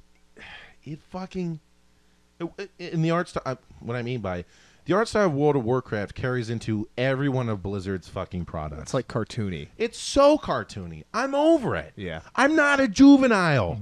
Okay. It's gorgeous, but it's very cartoony. Like door frames have Coke bottle shapes. They're like, they go in and then to the top, they're way wide, and the doors somehow open and close. And I get it if you're in like a Disney product, but I'm not of a Disney age anymore. I think they do that, and this is just my conspiracy theory about it. I think they do that to make it, like, because their games are inherently pretty violent, especially like Diablo and whatnot, and StarCraft. I think they do that so that, like, when an 8-year-old wants to buy it and their mom looks at it, she's like, oh, this looks like a Disney movie. That's okay. Literally, you hit the nail on the head. In Marketing. Because I watched a video of a kid playing Overwatch, and the whole video was about how he's jumping up and down while he's playing with the controller. In Overwatch, you brutally murder all of your opponents. You shoot them until they are dead. The content is brutal. Now, they put cool colors on it. There's not blood anywhere. You simply fall over lifeless. And then you regenerate, and your character says something cool. I'm back in the fight. This old dog knows some new tricks. Miracles of modern medicine, or whatever the fuck Mercy says. By the way, Mercy. everybody wants to bang Mercy. If you don't, you're lying. Was that an attempt at a French accent? No, it's supposed to be German. Okay. But I didn't want to get too close to Klaus and trigger you. Well, Swiss Because German. I know you hate that guy. Well, he's a prick, but that's beside the Yeah, point. he is so- Listen. If this is a sexy German babe, that's a different discussion. Yeah. I don't hate Klaus because he's German. Oh, my God. I'm going to totally diverge. Do you guys ever watch the show Scrubs? Yeah. No. Okay. So, Elliot, Yeah. the big love interest, for what I guess what I think actually happens is like the actress can speak German, so they just threw it in there. She's like, I can do a sexy German milkmaid voice, and for a period of time she does like, She's speaking German, talking about like milking cows or some shit. Oh my God. And I'm sure everybody who watched the show was like, "Oh, I've been awakened. I didn't know I needed this." in my Also life." plays Beth on Rick and Morty, for those who don't know. Did you not know that? You know, I knew that and I forgot it. Nope. His brain is unreliable. Happens. Anyway, so Needs a firmware update. and like all of it was like so that's why you're right, Frank. That's why they do that, so that kids can brutally murder a sentient gorilla with a gun. You know, Or not a crossbow, but a bow if you're Hanzo. yeah, Or a samurai sword if you're Genji, and I fucking hate Genji. yeah. Genji's a little OP, but it's fine, and that's why they do it, so that the kids will get after it. Even though the content itself, if you were to look at it, is pretty fucking violent, but the art style is goofy. It's Disney, and you know I don't really like that. I want to be taken seriously. I'm the guy who's pushing for like a dark Donkey Kong game, you know, because I'm insane. So, you know, our buddy Carl, who's been on the podcast, he's telling me about how much fun he's having playing Overwatch, and I'm like, even if I liked it, I would still not be professional level, which would make me hate myself, and I don't want to be terrible at another thing in my life, you know. I'm already terrible at Counter-Strike because I don't play it every day. Fucking kids shooting me in the face and stuff. And we were talking about building machines, and he goes, listen, I was like, oh, I might pick it up. He goes, oh, that's weird because I was going to buy it for you for Christmas because I want somebody to play with. And, like, that was my first in. The fact that, like, just having somebody that you're familiar with grants so much more joy to playing the game. I was like, That's oh. any game, really. And that's it. I thought we had progressed beyond that. I thought that the community was so different that it wouldn't be fun. But guess what? It is. Mm-hmm. And Carl will get on and be like, Billy, you got your mic on? If I don't have my mic, you can hear the disappointment in his voice. Otherwise, we just get on and we chit. Like, our new thing now is we just, because everybody, the community is pretty positive, but sometimes you get somebody on there who's just mean. So we just talk shit to each other. I'm like, his gamer tag's Fraggle. I'm like, Fraggle Rock, uninstall. You know? And he's like, Dookie, you're the worst. You're terrible. You're terrible. So what he said to me was, he was like, listen, for Christmas I was going to buy you the game because it was half off, $20. I was like, well, I thought about picking it up because you wanted somebody to play with. If somebody turns to me and they say, listen, dude, can you get this game because I want to have a friend to play? I take it as an honor. Mm-hmm. So I was going to get it. But then he bought it and I didn't have to. Ew. Right? So when we first started playing, I get on and the art strikes me. And I'm like, ugh. But the longer you play, you learn to ignore it. Sorry, am I moving it? Am I manipulating this too much? Yes, you are. Okay. I keep like trying to lean and stuff. Okay. Well, playing with a friend is a lot of fun, and I've had the privilege of playing with a friend since I started. And then I started playing when he wasn't on. I was like, oh, this is pretty good. And I started to forget about the art style. But I did have one major gripe. I still sort of have it. But now that I'm getting good, I think about it less. The characters are far too sexy. Okay? All right? And, you know, at the end of the game, they do play of the game. You know, somebody killed 4 people or whatever with an exploding mech suit. It's good for kids. Yeah. Well, and the person who does that is Diva. Now, if you don't know about Diva, she's probably 5'5" or something. She wears little cat ears, has little lines on her face, very cute makeup, right? Her hip to waist ratio is incredible. And what she does is she goes, she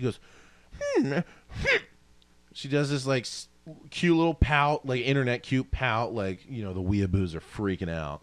And what she does is she has her arms crossed, then she puts them at her side, then she shakes her stomach around and her boobies in the camera, and then crosses her arms and pouts. And I'm like, what the fuck is this? Why are these women so incredibly attractive? I just want to play a video game. I cut my teeth on Counter-Strike, which are big burly men murdering terrorists or terrorists murdering them, fully like clothed and concealed so you can't pursue their families. Now I'm playing this game where some sex pot is shaking her goodies at me. All right? I just want to play a video game. I don't want to have to think about, Tucking your boner in. yeah, I just want to relax. I don't need my heart pounding because this virtual babe who isn't real is getting me all fired up. All right? That is not a relaxing experience for me. That's when you just like, yo, where are you? Oh, your sex bot? Yeah. Oh, my God. Sex spot, come here. Yeah. But it's Come like, here. It Yes, sir. it goes beyond a step of even like the famous celebrities that are hot because they're at least real humans. And maybe in some fantasy world where you become a movie star too, you could attempt to date them. These people aren't even real. Literally unattainable. Like stop, and I'm just trying to get drunk and play this fucking video game. I think you're getting so fired up about this because you have some pent up emotional feelings toward these cartoon characters. Oh my God, they're so good looking. They're so attractive. I mean, Widowmaker's like blue, and but don't. She's 5, like she's like 6'1", 50-inch legs, and she's sassy and grumpy. Oh my God, come on. Why do guys like sassy and grumpy? I don't want to get into my reasons. I should tell that to a doctor. Anyway, so what are the rest of your thoughts about this game? Well, at other first- than your gripes with the cartoony, sexy babes. Well, but don't worry. The babes aren't cartoony. The door frames are. The women look incredibly real. Oh, okay. And I mean, I would have the same. I would have the same gripe if I was into the guys too, because they're super hot. One of my favorite moments on though. Okay, Especially Junkrat. here's the thing. One of my favorite moments playing the game was somebody gets on and they go, "I want to fuck Mercy," all caps for fuck, which is like some old people Facebook shit. I want to fuck you tonight. I remember seeing that on old people Facebook subreddit. Oh. Yeah. And I'm like, dude, first off, nobody cares because everybody wants to, right? Duh. And somebody else types in, "No, bro, it's all about," what the fuck is it? It's not Roadhouse. Zarya? It's all about Ryan- Roadhog. Who's this Roadhog? 7'6" big fat monster man wearing a gas mask who like has an Audi belly button as big as an apple pie. No, bro. Roadhog. Dude, and one of the skins that you could unlock around Christmas time was him, like, he has this hook that you can, like, hook people and bring them close to you, and then it's a shotgun. You, like, blast them in the face. Yeah. So, he was wearing a Santa hat, and then his hook was a candy cane. Yeah, I've been I have murdered that by skin. that before. I It have was that skin. Upsetting. So, Wow. it's a testament to the gameplay that I persevered through all this temptation and frustration. So bad it makes me cry. See, the pro move is to play the game with your dick at full erection. Oh, man, I didn't even think. Just of slap that fucker on the space bar. Wow. We'd have a bigger delay than a couple milliseconds though. So Yeah, but here's the thing: if you get good, it'd be like those guys who play with tons of lag all the time, except with your dick. wait, this is the thing that I've heard about. There are guys who are really good because they play with lag and you can't shoot them because like the server doesn't know where they are and then they shoot you in the face. It's a thing. We'll research it for a later episode. So anyway, I persevered, and fortunately for me, there's a character, Soldier 76, who plays just like a Counter-Strike character. Now this game suffers from Named appropriately. Yeah. This game suffers from one of my biggest problems with video games is you will become a superior player if you jump a lot in a gunfight. Okay? That's ridiculous. Literally, people just jump, and then I can't shoot them because they're moving all over the fucking place. By one of the earlier iterations of Counter-Strike, they deliberately put in a limiter to discourage that because that was happening. Yeah. They figured that out very quickly. It's super annoying. And in Counter-Strike, if you are climbing a ladder or jumping, you shoot the moon instead of the person that you're actually aiming at. But this character gave me a good base to begin my foray into Overwatch, and then I started Started trying to play Mercy, and I was terrible. And what I found with this game is, like everything else, like every other shooter on the internet, it's not about whether or not you're good at actually shooting your opponents. Everybody's good enough. It's about how well do you know the fucking maps, right? So I have played hours. I play like 2 hours a day for weeks. Now I know every map. So when you're shooting me and you're winning, I just simply back around a corner, heal myself to full health, come out, and then shoot you in the face. Guess what? This game is amazing. It is so much fun. I can't. Okay, so I stuck with 76, and I was watching people get 20, 15, 20 person killing streaks, and I just broke my 15 kill streak cherry. Now, the way that they do it, and I think it's pretty genius in Overwatch, in Counter-Strike or whatever, if you're the last one to shoot them, you get the kill. Well, they'll give you a kill if you contributed to it in like a measured way. So an assist, it seems, is still a kill, and then they give you like a different, like last shot kill. They give you a different statistic for it, and you can check as you're playing your kills, your deaths, your objective time. I think it's like time in some area pursuing objective kills. So like somebody's trying to steal your base, if you shoot and kill them, and they rank you on the fly. Gold, silver, bronze, or nothing. So you're always like, I'm the best on the team right now in this area, and I'm hyped up to do it more. Which That's makes cool. Yeah. And like, they really, what it comes down to is Soldier got me into the game. I started searching around for different kinds of characters, and I've never really understood like support characters or whatever, glass cannons and healers and shit like that. But they explain it. If you push F1, they tell you how you're supposed to play the character. To a degree. And then, through getting my ass packed in by these guys who show up who aren't technically on a team, but they're all wearing the same custom outfit, and they play amazingly and beat us in 30 seconds when it should take 12 minutes. You learn how to play better. I am blown away by this fucking game. There are certain times, like as a human being, I see what other human beings have produced, other people have produced, and I go, how the fuck did you even think of that? Like, if you gave me 1,000,000 years, I would never have thought of that thing that you just came up with in your head. This game is so unbelievably balanced between like 25 different characters. I could never do it. I simply could not. The game you'd be like, this guy's OP, this sucks, like everything's boring. Every character I play, there is a niche where they are excellent to be used, but they're not overpowered. Now, Frank will say there are some characters who are remarkably dominant, but nobody's game breaking. That's true. 25 characters, or however many it is. That's unbelievable. And they all have these different variations and different attack styles, different defense styles. It blows me away. So, much to my own chagrin, I cannot continue to dislike this game. I must admit, Blizzard figured me out, and they gave me a product I want, and I do not regret for 1 second the money I didn't pay because Carl bought it for me.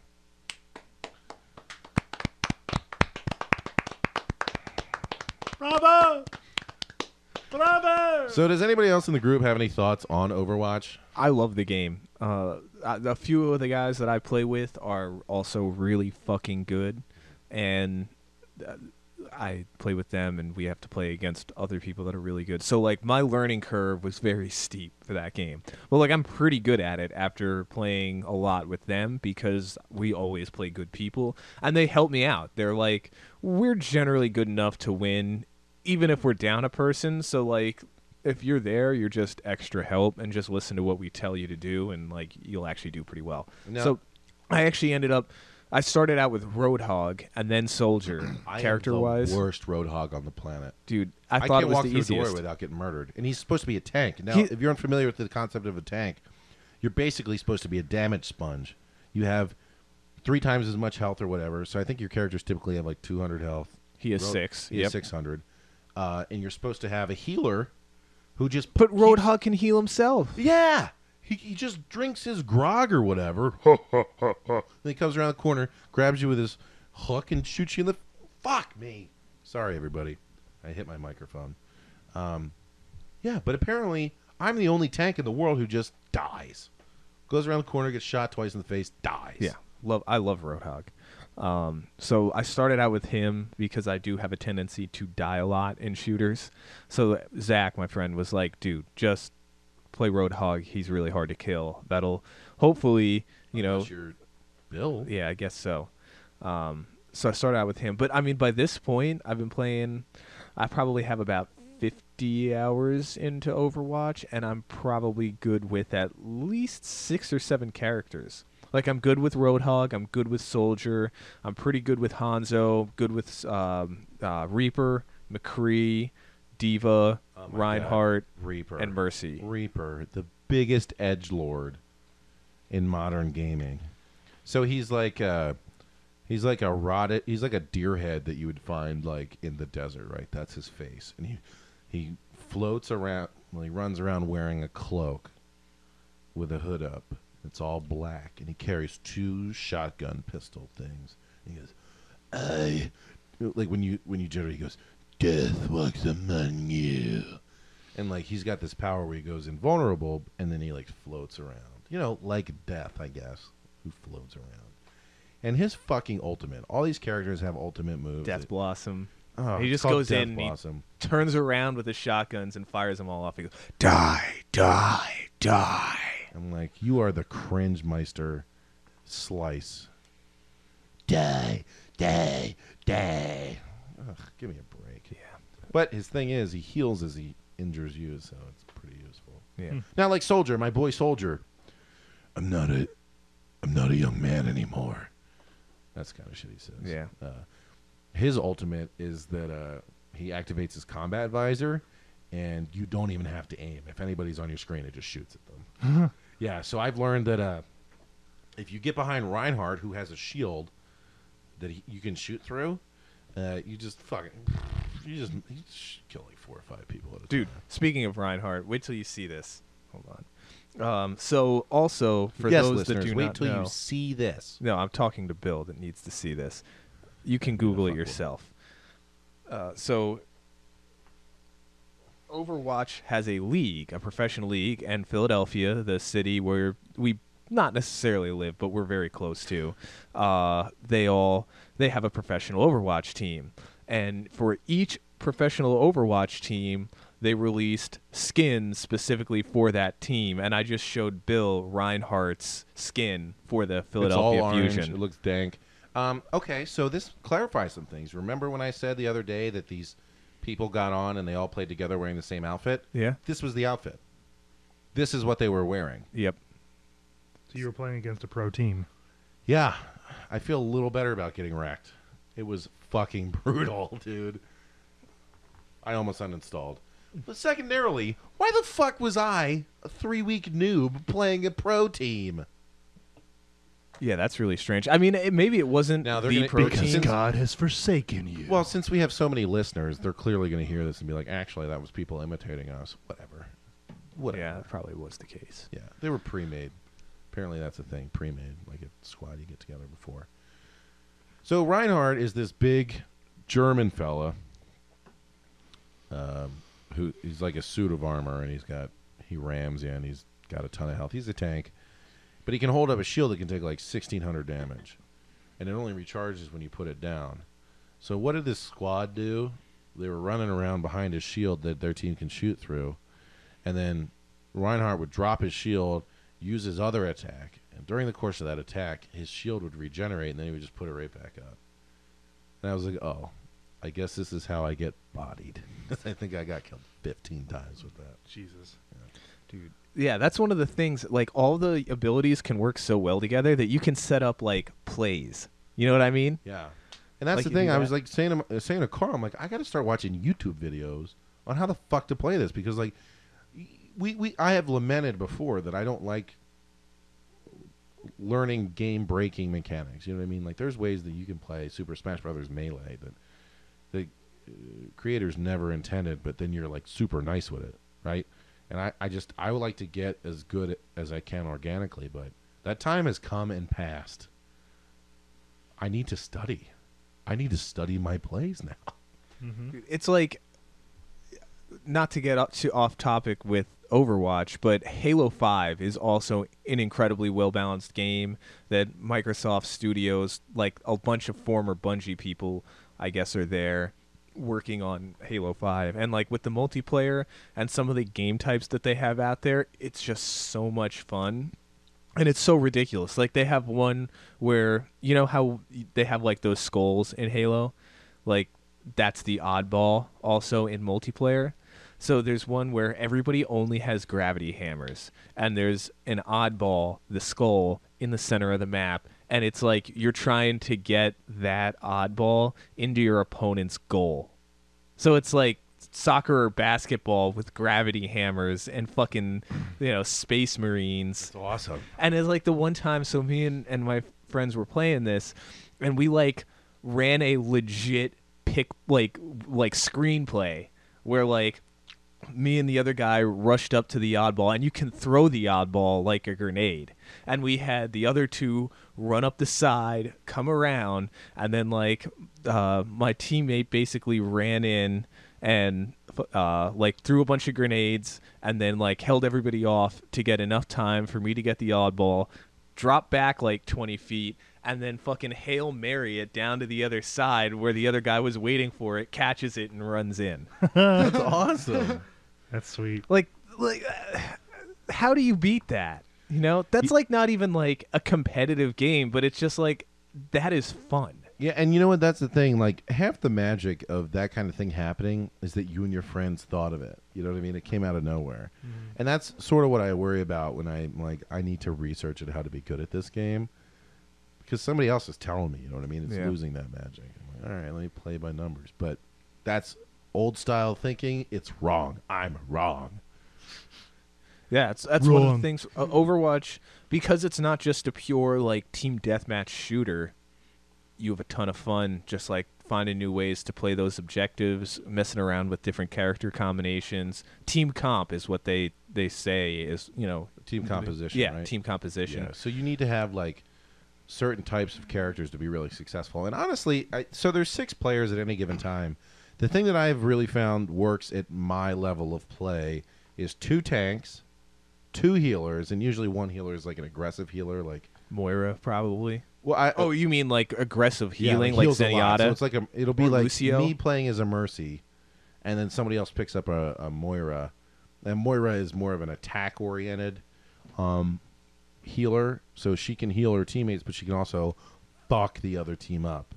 Mercy has got this little pistol that you can shoot the other team with, and if you're slick, you can kill the enemies. But it's Moira's healing ability is limited. Mercy's is not. So it'd be like 2 tanks, like Roadhog and Reinhardt, and 2 healers, Moira and Mercy, and then you have 2 like attack characters or something, or like a semi-tank is what I guess they're technically defense, but like the robot with the machine gun. Oh, Rissa? Yeah, she's a tank. She's a straight up tank. No. I'm sorry. What's the one that can turn into a turret? Bastion. Yeah, Bastion. Yeah, so like you shoot a good gun, but then you can turn into a turret and heal yourself. So you're like you have lower health levels, but since you can heal yourself at whatever, like that, and then maybe Soldier or Sombra, who runs around and hacks players. It's pretty cool. She can hack a player from a distance, and then they can't use their special abilities. So all they can do is their basic attack. Torbjorn is also a great choice because he can drop the armor. I have literally never played. I played him one time, and I was awful at him. But he can build a turret. Yep. And he can also drop armor for you. That's why my health gets so high sometimes. And then the other thing that Sombra can do, she can hack health generators so that only your team can access it. So it's pretty clutch.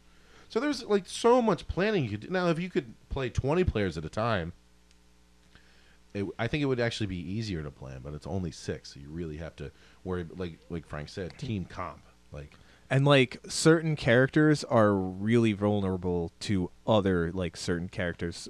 So like Pharah is one that's really annoying sometimes. Pharah's great because she's like she's like Egyptian themed. It's pretty cool. She's got like, I don't know, Sun God Ra hat on. It looks pretty cool. But she's a jetpack rocketeer. So she boosts up and then she can fly. And by the time you run out of fuel, you can boost again. And she shoots rockets. And if you hit some of these like offense characters like Soldier 76 or Sombra, you hit them just right, one hit kill. But if you miss, and you can get lit up. Yeah, and like I actually don't remember which character is like her counter. I think I don't remember who it is, but it's somebody. Oh, McCree I think is a good counter to her because his bullets do a ton of damage, and he's very accurate. Yeah, McCree basically runs around with like a 6-shooter, a revolver, and he shoots slow. They don't go quite as far as like sniper rounds. But they still shoot really far, and they're very damaging. And you have the option to just empty it. You go, boom, boom, boom, boom. So if fan you're the hammer. close, Fan the hammer. yeah. That's what it's called too. And then the last thing is his ultimate. You get a big circle on your screen, and everybody you keep in it for like 4 seconds. It's hones high in on noon. them, and then they turn into skulls. And if you pull the trigger, it just kills all of them with headshots. Boom, Yeah. boom, boom, But boom. you're very vulnerable while you do that. You're just standing there in the open. Yeah, and he's good against Farah because she flies around. Yeah. You know who else is good against Farah? Honestly, is Soldier 76. Yeah. Because of his super. The game aims for you. So you just point it up in the air, and if there's a Farah up there, she's done. Yep. Done.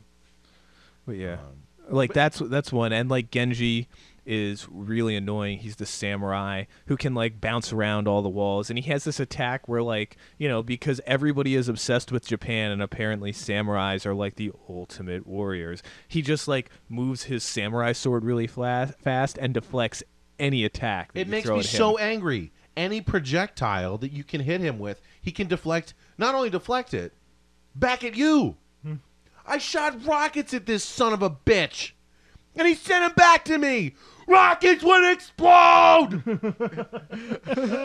Like, Yeah. bullets are one thing, but a rocket, if somebody like, I'm smacking your rocket with a sword, they're going to be like, well, I'm going to explode now. Fucking ridiculous. Yeah, Genji pisses me off. So what am I supposed to do? Hit him with my melee? Oh, it only takes 20 attacks to do that. And he can do so much damage and bounce around so quick that you'll never catch. That's why, like, when I play as Roadhog, if there's a Genji, that's like the number one thing for me is to get Genji, because while he can deflect your hook attack, it's pretty hard to do. And you just gotta like run up to him and like shoot him with their shotgun enough to like you'll survive him reflecting all of those attacks at you, but he'll run out of that deflection move and it'll go down on cooldown and you can just hook him. There are a couple rules that I've come across in playing this game. First off, if I'm not the healer, kill Mercy. Yep. Mercy is the best healer. You see her, because she heals herself just by existing. You have got to be aggressive and take her down, because anybody that not only can she heal somebody, She can revive them. she can also revive a down character, which is a lot of fun. Actually, they sort of nerfed her thing. It used to be her ultimate was to revive everybody on the team who was dead. Yeah. Now they made it so that you fly around, which is a lot of fun, because she's supposed to be modeled after like a robotic angel or something. You know what I mean? Kill Mercy, because she heals herself as she's running around, and not only can she heal somebody, but she can boost their damage output, which is something I've learned to utilize as a Mercy myself. Once I heal my tank, You to switch full health, over to the damage The second boost. thing is feed your tanks. I had an issue because I thought I had to heal the whole squad every time somebody was hurt, and I was like, I keep getting myself killed because I'm running around. People are like, fuck that, dude. Stick with your tank. And if they die, run away. So I did that. I ended up, they do statistics at the end of the game. I ended up healing 63% of all damage that our team took in one game. It was Yeah, if your tanks are playing right, you don't really need to heal anybody else because the tanks are absorbing most of the damage, and then you're just healing that as soon as they take it. I felt like Billy Big Dick, though.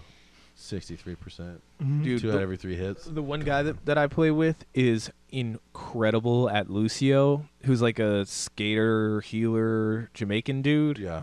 And he just like skates around, and he has this music. He's also a DJ, I guess. And the music heals you. Yeah. If you're wondering why we would even call out somebody's nationality in this game, they are really heavy-handed with it. they like really wanted to make it multinational, and everybody sort of It was to set up the Overwatch League so that like all countries can like get behind it. Like, oh yeah, there's a Jamaican character. Oh yeah, there's a Chinese character. Oh yeah, It sounds like there's they're almost speaking to Australian. stereotypes, but they're not being like malicious about it in any You know, way. I thought at first I was like this is too heavy-handed. I'm like, these are all American voice actors hamming up these accents. And then I looked up the voice actors. They went to those well, they might not have gone to the countries. They got people who are native speakers of those languages and had them voice act. I was like, you know what? Golf clap on you. Good job. Fair enough. Fair play. I mean, yeah. So Nice. those were my 2 rules. I also realized I didn't think the game would have the capacity, but headshots actually do more damage. Yeah. That's pretty good. I have a 3rd rule, but I can't remember it right now because we got a little diverged. But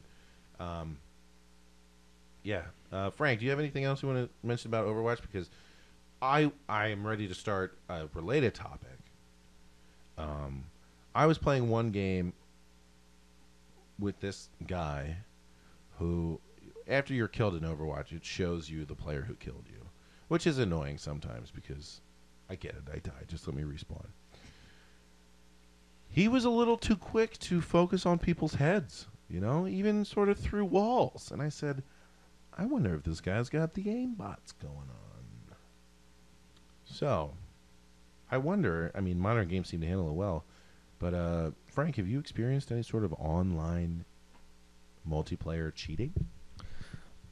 Most of the cheating that I've experienced has actually been in Halo. Especially back in the day, people used to cheat at Halo all the time. Anymore, okay, so here's one thing. I play PUBG on Xbox, right? And I play it a lot. Apparently, on PC, there is a huge problem with cheating, especially people in China playing on North American servers, and they just cheat terribly. Yeah, I've read the PUBG subreddit really wants to region lock China. Yeah. Because even if they're not cheating, you get like 20 guys come on and play together and just either their ping is terrible or at most they're just standing in the lobbies yelling, China #1! Oh. Yeah. And they get like real fucking butthurt about, everyone else not being from China. But so the reason I found out after some investigation into this issue that PUBG and Chinese players are so prevalent at cheating is that most Chinese players are playing in internet cafes. They're not playing on their home PCs, and the PCs at these cafes have all of the cheating software installed with directions on how to use it. And it's just accepted that everyone there in that whole thing cheats. I've just never found any joy in the idea of cheating. And I've read threads on Reddit or whatever where they're like, cheaters. It's like, ask Reddit, cheaters, why do you do it? And they're like, I don't know, it's because I don't give a fuck and it's cool to see people get upset. I'm like, So they troll. yeah, I'm like, I want to punch you in your dick. How about that? Yeah. So it's definitely a huge problem on PUBG and PC. And I think in general it's always going to be a bigger problem on PC than anything else because the modability of consoles and the editability of consoles and their software is so much stricter than a PC. With a PC it's there's minimal limits that are placed. You have access to edit so much more of the game's core code than you would on a console. So it's just 10 times easier to cheat on a PC than it is on a console. I think that's one good thing that consoles actually have going for them is that the instances of cheating are so much rarer compared to PC. But at least in the past few years, it seems that with stuff like BattleEye and all the other software, anti-cheating software that's come out, it's gotten better. Yeah, Valve had the VAC 1 or VAC 2 or something where it would detect cheats. And they've always had a user report system, but that's one thing I really am enjoying about people being more natively familiar with technology as the gaming community continues, and you get these guys, you get these people born after 9/11. That's what makes me feel old. You know what I mean? People born post 2000, 2001. I guess that was unrelated, but it's what makes me feel old. They're so used to just complaining. Like, if you have a problem on the internet, just complain about it. And that's what you're supposed to do, and it's good. Like, this idea that it is recently blowing my mind that I'm going on Amazon and I'm reading reviews of products and that I'm making more informed decisions. It's so easy now to be informed on a $12 cat feeder that you're buying because everybody's like, yeah, this sucked for some reason. Like, you know, I bought these headphones, Senso headphones, noise canceling, deep bass, good for my fret banger music that I enjoy. And then one of the headphones burned out, and I put up with it for like 3 or 4 months. And I was just pissed, but I was like, oh, that's the way it is. And I told one of my buddies at work who calls Amazon helpline all the time to complain. He's like, dude, search through the reviews and look up replacement headphones. I put it in, I found it, got a phone number, went to the website, sent him a message. Literally 20 minutes later, they were shipping me brand new headphones for free. It's amazing. I would like to point out that this is completely unrelated, but kind of along that vein. When I went to Best Buy with Jake to look at monitors and a few other things, he bought his new receiver there. Anyway, I bought that flash memory I talked about earlier, along with a case for my tablet. Well, turns out I bought the 9.7-inch tablet cover, not the 10.1-inch. So I was like, oh, God damn it. So I go back the next day, and they're just like, oh, yeah, that sucks. No, don't worry about it, dude. We don't have any of the 10.1 in stock. We'll order it for you. It's actually $20 less for some reason, so, you know, you'll save $20, and it'll show right up to your door by Tuesday. This was last weekend. Well, Tuesday comes around, it doesn't get here. I'm like, whatever. You know, it'll probably be here tomorrow. Doesn't get here on Wednesday. Look up the item status on the email that they send. They don't have it at all at any Best Buy anywhere. So it's like, your order will ship shortly. Earlier today, I get an email that says, oh, yeah, we don't have it. We're probably not going to get it. Your order's canceled. Go fuck yourself. Yeah. Oh, amazing. Wow. And I was like, well, all right. What's up, Amazon? Within 3 minutes, I had one ordered that was even $5 cheaper than the one that was already $20 cheaper, and it'll be here by Tuesday. Well, yeah. I mean, the key thing here is you got your money back, and whatever. I mean, stuff just stops getting manufactured sometimes. Yeah. Dude, Amazon just raised my Prime membership $2 a month, and I was like, I don't care. Pays for You're itself, still making out so well on it pays that for deal. itself. Yeah. Pays It's for the itself. greatest. I'm And you dealing get with an video Amazon with it, too. experience, Mhm. Wait a minute. if we're going on that vein. Yeah. What's your Amazon experience? I'm currently dealing with this. I ordered an interface for my computer so I can record myself playing music and all that fun stuff. An audio Podcast- interface, to be an clear. audio. Kind of like what we use. Yeah. Wait, what? I thought you were making a joke. No. Oh, sorry. I thought you were like a microphone, kind of like what we use. No. Like Sorry, like Chris. a device to take a microphone signal and convert it to digital to go to your computer. Yeah. Actually, you know what?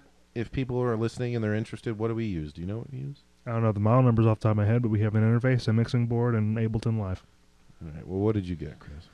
Just the thing, and so I was pretty excited because it was eligible for same day delivery.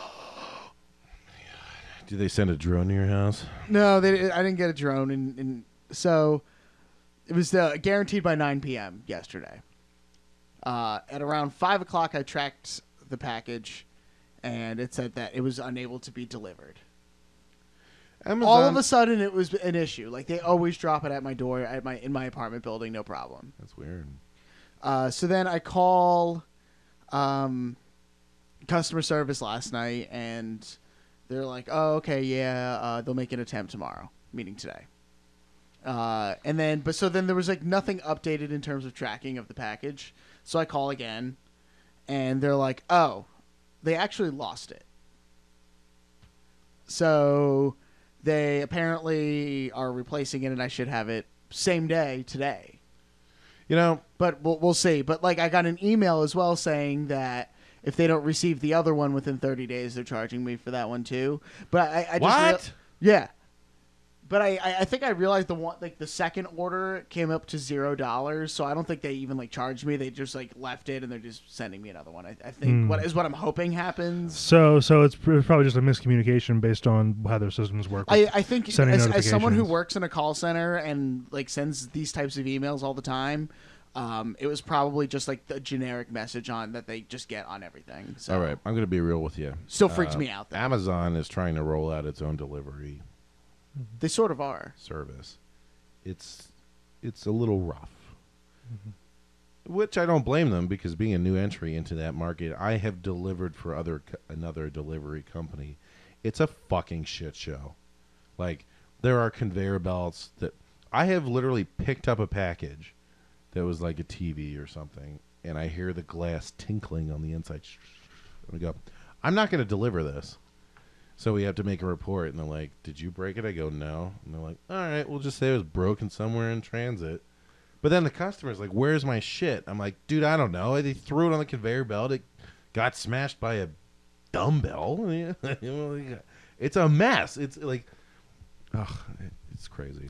You're dealing with physical shit and with people. Yeah. And people's physical shit. Don't even get me started on, like, I How probably they am treat going to their need to package go handlers. produce some physical shit pretty soon. And are you going to handle it and put it on a conveyor belt on top of someone's TV? oh, God. Oh, no. So, the other thing I was going to say, the headphones that I had are Senso, which I quite enjoy. Senso. The nice thing about Senso headphones, these ones are like $35. They say they're marked down 80%. I have since realized that's probably not true. But they sound great, and I have modal Bluetooth headphones that I use for gaming because they have a good mic, and they actually have a battery life of like 14 hours. Sorry, I bought them for That's 50. pretty decent. Yeah, I bought them for $50 from Best Buy. Been very satisfied, but they're rigid, wrap around over the ears. These are in the ear, with like a cord between them. Anyway, they're waterproof. You do not know how much you need headphones while you're taking a shower. I'm telling you this, because if you knew how much you needed them, you would be doing it every day. Taking a shower with waterproof in-ear headphones with noise canceling ability is unbelievable. Huh. It is so great. What makes that better than like having like a shower radio? Because it's noise canceling, it sort of isolates you, right, from the rest of the environment. There's no echo. The acoustics in bathrooms are always kind of fun, but this is just, it's dumped right in your ear, and you end up standing in the shower, no clothes on, water, and the warm water is very calming. It's just, like, it's so comfortable, and then in your ears is your favorite music bumping, and you can't hear shit. You can't hear anything else.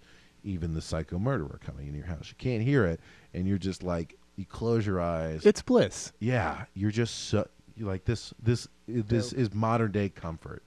$40, headphones and water. Feels amazing.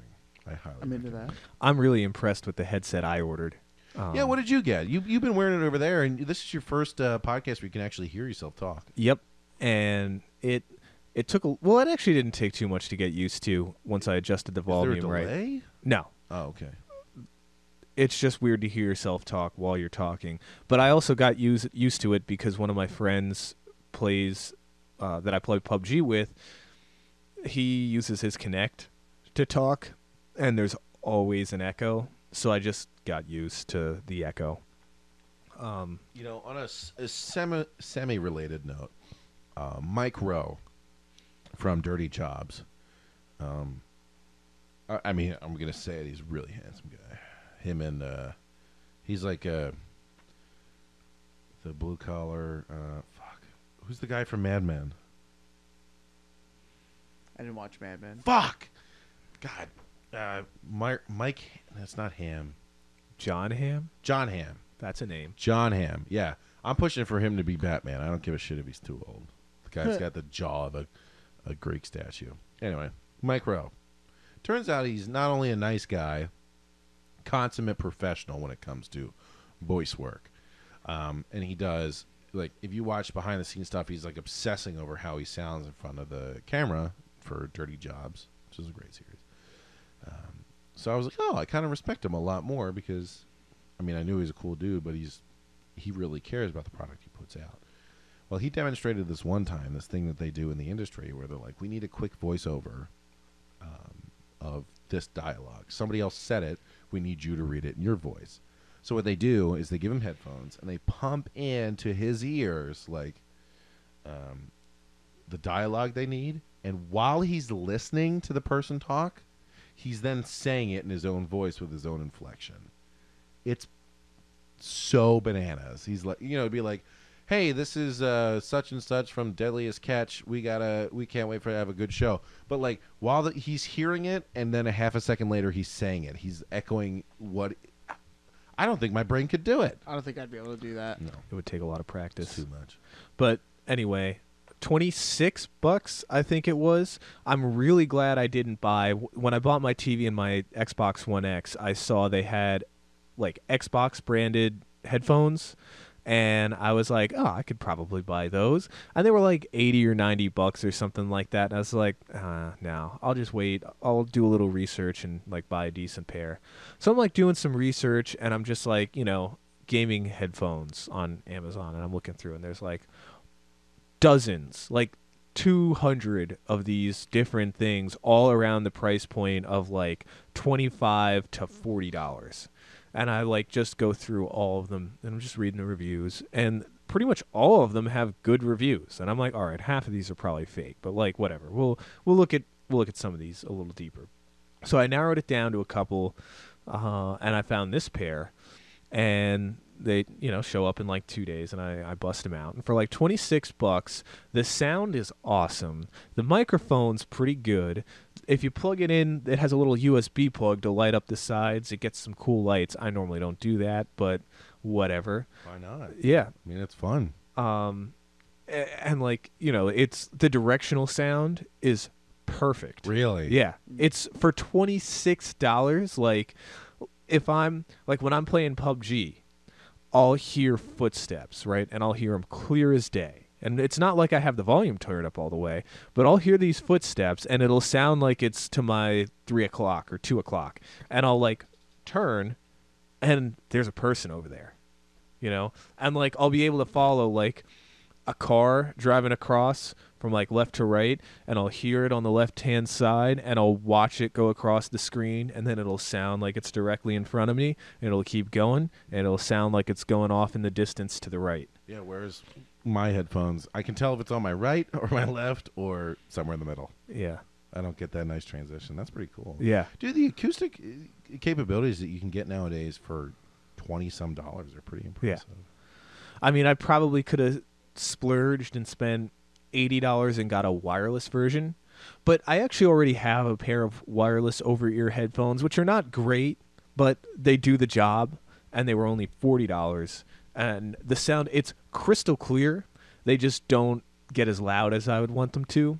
I mostly bought them for traveling. So, like, when I'm going to the Bahamas in 3 weeks, and it's not a long plane ride, but it's going to be like 3 hours. And, like, I'll just bring my tablet, put it on the seat tray, and throw on some Netflix movies that I had pre-downloaded. Maybe if they have a good movie on the airplane, I'll like watch that. And yeah, put the headphones on. It keeps the noise of the plane out. Pretty comfortable way to spend 3 hours. Here I am. Especially for, I think those were $40. The tablet was $200. All right. I don't mean to disappoint our listeners if they wanted to hear us talk more about Overwatch, but I think we're getting at the point where Frank and I are having a little bit of a circle jerk because we both enjoy it so much. And if we get more into it, it's going to be the minutia, right? Ultimately, my point is, I didn't think I would like the game for dumb reasons. And then I played the game, and I fucking love it. And it is so well done. Do I recommend it to a friend? Yes. Do I recommend it before it goes half off next time? Yes. It is a great time. In fact, I called up Carl, drunk the other day, very excited. I said, Carlio, because that's apparently his new nickname.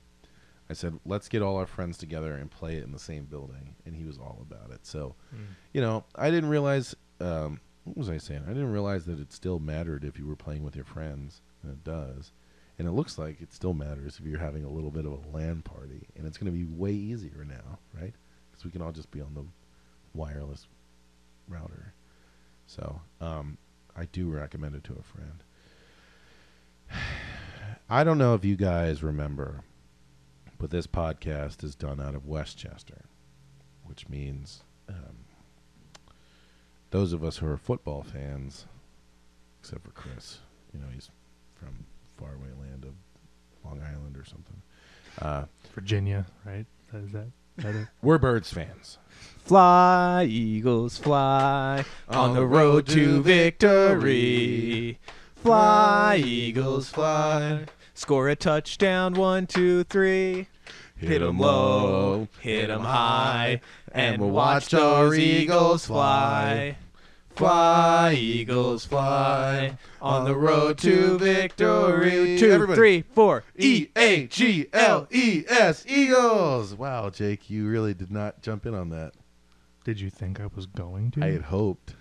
Did you realize that hope was totally fruitless? Yeah. I did. Yeah. I knew. About football. But if you don't know, now you know. Now you Also, this whole area is pumped. Mm-hmm. Dude. Okay. So, I thought the Birds, heretofore forthwith forever, continuing. When I say the Birds, I mean the Eagles. I don't give a shit if the Ravens exist. I don't Or give a the shit if- Falcons, or the Seahawks. Yeah. Go fuck Yeah, themselves. go fuck. They can collectively go fuck themselves. It's all about the Birds, baby. Yeah. Yeah, whatever. I'll throw batteries at them. I don't give a fuck. That wasn't fair because that wasn't the real Santa Claus. Just one of his helpers. That's a joke, courtesy of Casey Boy from Preston and Steve. Thanks. Anyway, yeah. So I have oft wondered, what would I do if the Birds won the Super Bowl? And I'm not saying they're gonna. I'm not gonna jinx nothing. But the sport that I truly love is football. I mean, I've said it before. If you were gonna offer me $100,000, if you were gonna offer me $40,000, so you could either play rugby or play football, it'd be football 6 ways past Sunday. I love playing ball. I just love it. And I was raised, and I hate to be the guy who was brought into it, in a cult-like fashion by being taught as a kid, but I just love the Birds program. I mean, objectively, they don't really stir a lot of shit. I mean, our players usually behave themselves pretty well, right? Behave is what I said. Mm-hmm. And this city, aside from the Phils, just always, we fucking blow it. We know how to blow a game. I was in the stadium when the Flyers, when the Flyers were making their Stanley Cup run, and they ended up losing before it, or losing in it. On a 2010 goal. against the Blackhawks? Yeah, Yeah. and like that cup, that puck kicked in. Everybody's Yep. like, "Wait, that was a goal." It was a goal. Before unfortunately. that, what the fuck is wrong with my voice? Before that, they were down 3-0 in the series, 7-game series. And what did they do? They won back to 3-3, right? So they go into Game 7. And one of the most genius moves by the organization, they said, Flyers fans, come to the Flyers Stadium and you can watch the game on the Jumbotron. I'm like, I was a kid. My buddy, I think it was Rusty, invited me, and we fucking go. It was amazing. I watched it on the big. I was in the home stadium of the Flyers watching them play up there in like Boston, right? And we were down. We ended up down in that game 3-0 in a series that we had been down 3-0. And everybody, I mean, Philly fans know how Philly is. Philly blows it all the time. We were down 3-0, and we're like, oh fuck. And then the Fly guys come back and they smoke one in, and we're like, oh shit. I mean, that was cool. But we're still down 3-1. A couple minutes later, smoke another one in 3-2. We're like, wait a minute. Wait a minute. What the flying fuck is going? We might be in this game. A couple minutes later, smoke another one in 3-3. We're like, oh no, we're tied up in this series where we incredible comeback. That's some meta shit right there. Right? So the game continues, and I think with 7 minutes left, the Philadelphia Flyers put a fourth goal in to go up in a series that they would win 4-3 in a game that they came back to win 4-3 with 7 minutes left. I'm in a stadium, cold stadium with ice on the ground, watching the Jumbotron, surrounded by 15,000 Flyers fans who were only there to be around other Flyers fans watching their favorite team on the big screen, and everybody collectively gets up and gets on their feet. We're just fucking screaming, oh my goodness, oh, go, go, go. I mean, we're loud, but everybody in Philadelphia knows, and everybody who knows Philadelphia knows, Philadelphia can blow a lead in 4 seconds. 4 seconds. 1 minute, it doesn't. You could have 30 seconds left. Philadelphia could blow it. So we're hype, and we're standing, and we're cheering, but we know this game's not over yet. 7 minutes before the game ends, we scored that goal. The place exploded. I have never heard a crowd be so loud. With 7 seconds left in the game, the Philadelphia fans were like, finally, like, I don't think they're gonna take us now. Ah!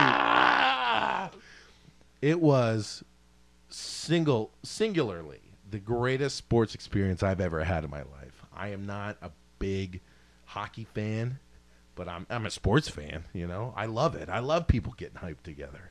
It was the most amazing experience I've ever had as a sports fan. 15,000 people, just like me, just hype about our boys, man. And here we are, rumbling in to the Birds. I mean, Christ, number 5 threw up in the huddle and we lost. You know, we've been losers for forever. And not to disparage McNabb or anything, but the city just has a way to lose. I have an ounce of hope. Yeah. I have an ounce of hope. You know, there was a petition, somebody was talking about it on Preston Steve, to get the game played at the big screen. In a Link? What's it called now? Link. The Lincoln Financial Field. Yeah. And I was like, that's a great idea. And the lady's like, if you charge everybody $20, you could donate to like the Eagles charity more than they make in a single year. But the response that she got from the NFL was they don't promote mass viewings because it messes up their whatever, fuck it. Well, they're a nonprofit, so they, of course, know all about having to keep strict books like that. Dude, I don't know what it says. I don't know if it says anything about Philadelphia fandom that my greatest sports moment was a comeback win in a series we ultimately lost. Right? We have a chance with these Birds, and I'm hype. I don't know about you. You know, okay, funny story. I was talking to my dad, and I was drunk because my dad and I like to drink together. It turns out I have a young father.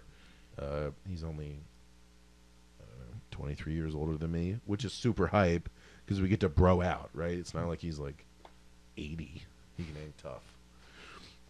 But I turn to him and I go, how much would you shit your pants if the Birds won the Super Bowl with Nick Foles? And he goes, God bless him. He took me seriously enough to give me an answer, but not so seriously as to point out that I'm a huge asshole for asking this question. He goes, Not at all, but I would be very excited. Like, it was the perfect response.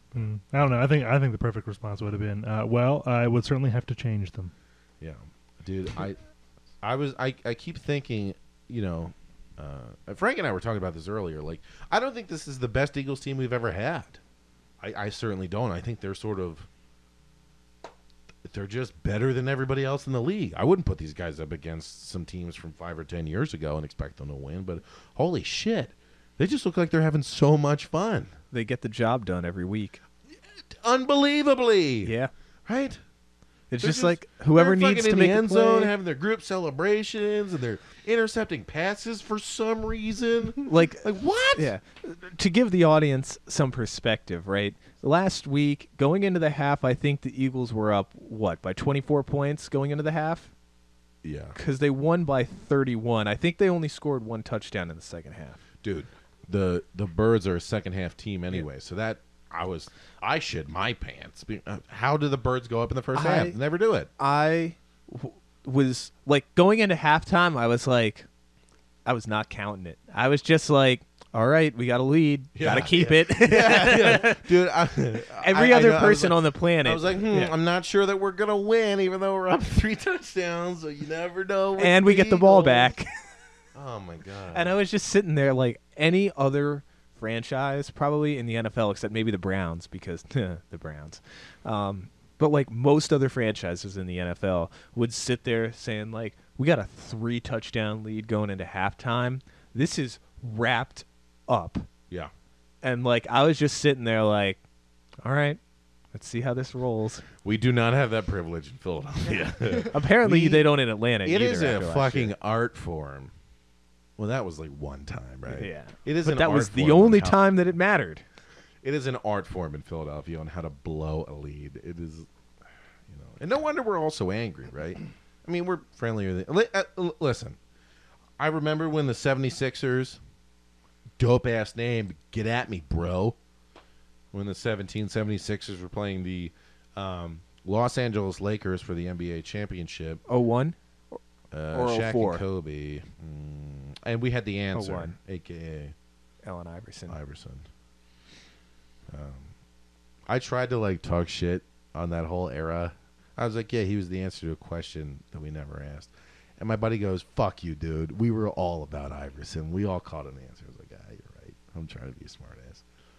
People were getting stabbed in L.A. for wearing the wrong jerseys, okay? So we might throw batteries at Santa Claus in 1986, but we're not stabbing motherfuckers out here, okay? We're not stabbing Johns.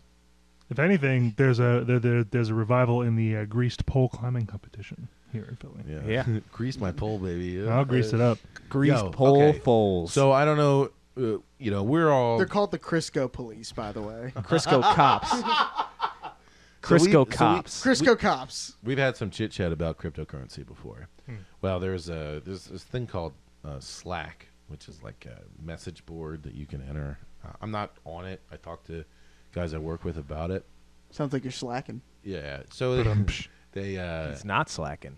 they're talking about on Philly Slack, Philly Dev Slack, so Philly developers, about creating a cryptocurrency for Philadelphia called the John coin? Oh, Yeah, the no. John coin. Oh no! The exchange rate. I'll buy millions. Yeah. Oh my God. I mine that bitch every day. Mine that joint. The thing about it is they can't decide whether or not to set the value at one cheesesteak, which I do not vote for because cheesesteaks vary. People get or one Philly pretzel.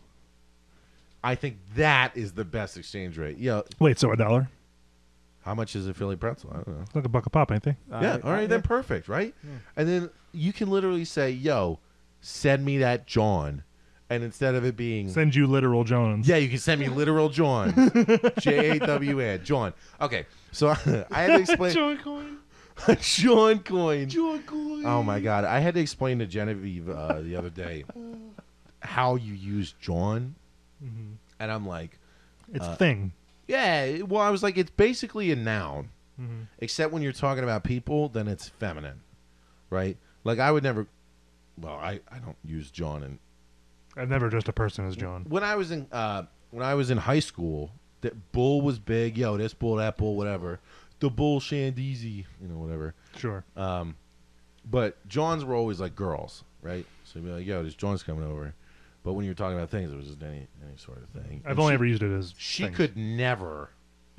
G could not wrap her head around it. She's like, that is so stupid. Why would you do it that Yes, way? it is. Yeah, I'm like, yeah, I didn't come up with the system. I just know it, okay? Whatever.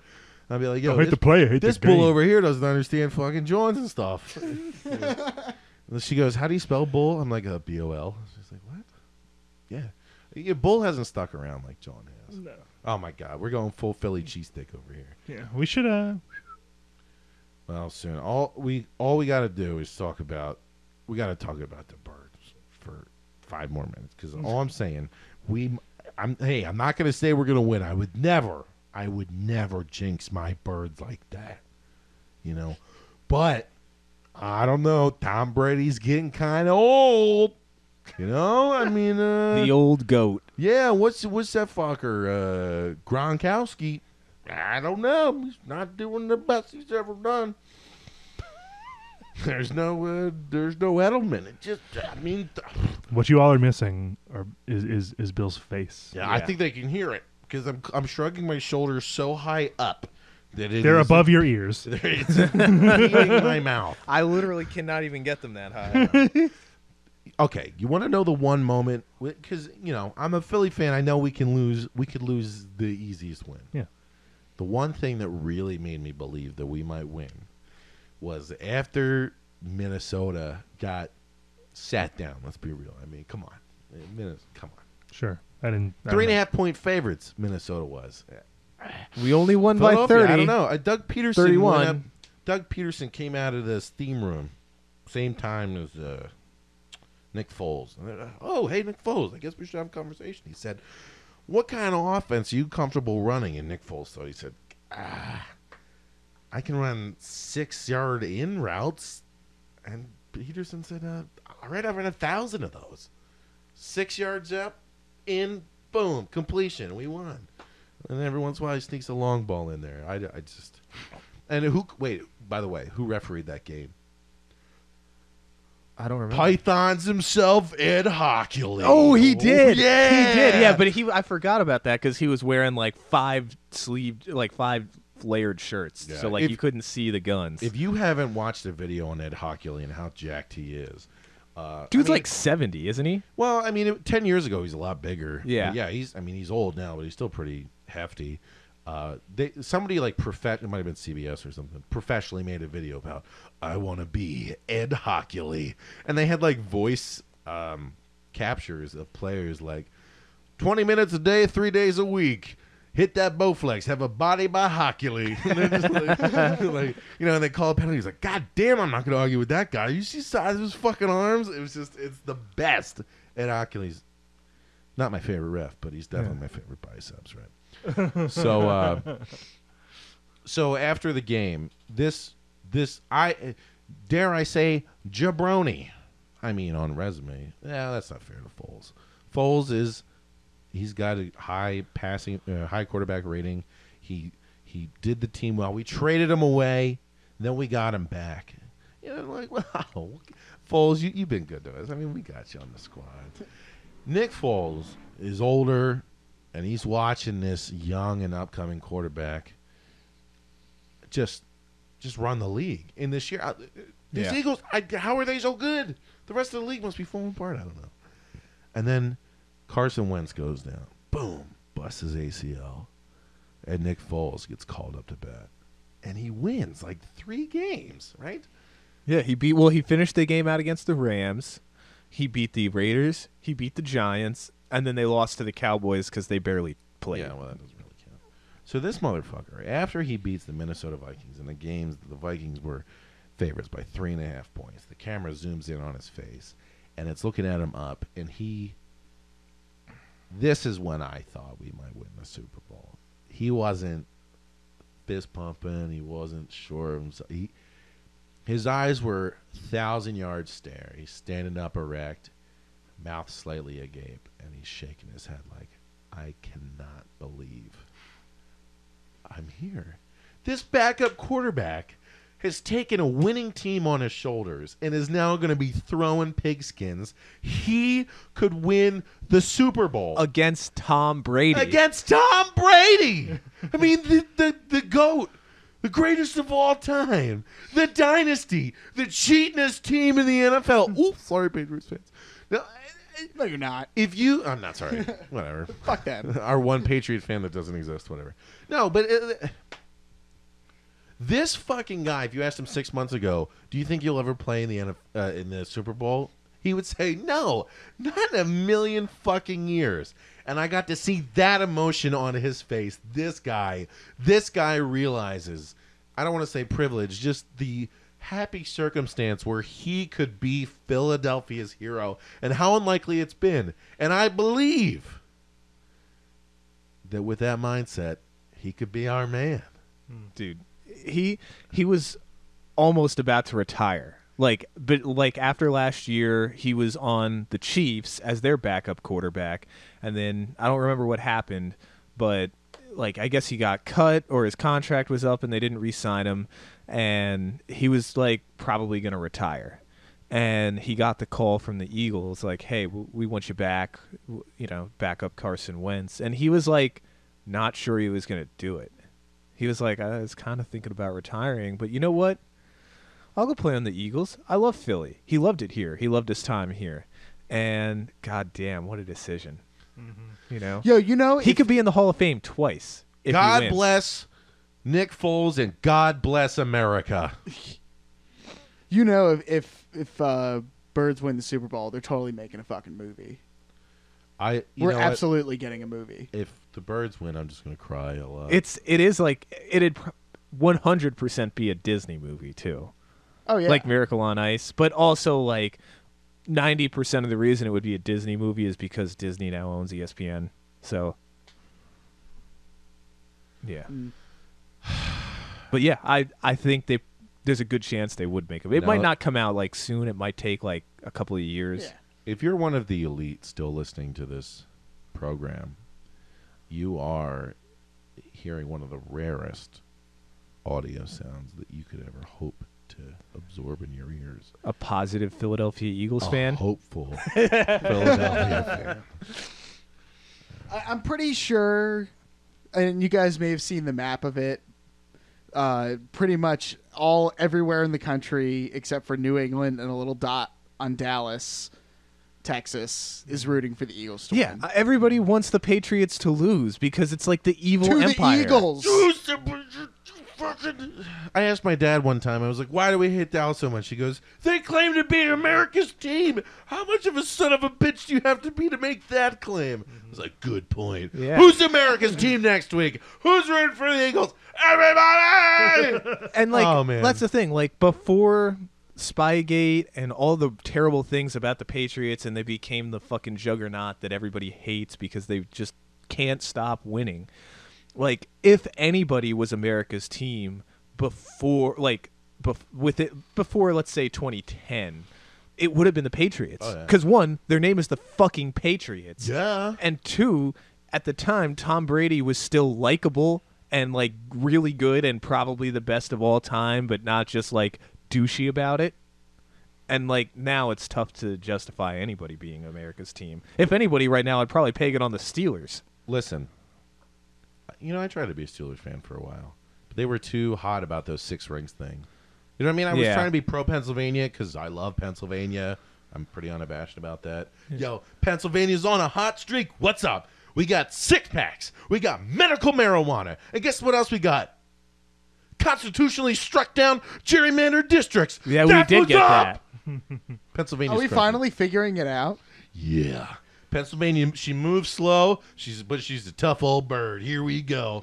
That's all I'm the saying. reason I Listen, was counting Steelers as a potential America's team was because they're kind of a shit town. It's not the nicest of all the major cities throughout the country. It's in the middle of nowhere. It's pretty much the Midwest. Lots of people hate on it. It's a nice city, but if you talk to somebody in L.A. or New York or Chicago, they're like, oh yeah, Pittsburgh's a good city. They'd be like, Yeah, right. It's Yeah. dirty and I've been there. I Poor highly and- recommend going to Pittsburgh. yeah, it's a great city. I couldn't do the whole Six Rings thing because I've been Yeah. a loser. I've been a fan of a loser team for so long. I can't be like bragging. And that's the about thing. They're a successful team, but they're not. They're really not that douchey about it. it. No. Because the rings that they have are spread out over a long time. It's not like Dallas where they win them all at once over like a couple years period, and then the rest of their franchise's history is complete shit. You know, I just want to congratulate our listeners for being alive in this moment. The only time that it is more American to root against a team than the Patriots, a team named the Patriots, is when you're rooting for the team who comes from the city that is the cradle of liberty in the United States, the Philadelphia Eagles. That's the end of our episode. We're ending on Go Birds. Go Birds. Birds. Oh my God, I fucking forgot. Cock 'em, lock 'em, rock 'em. Birds, birds, birds, birds, birds.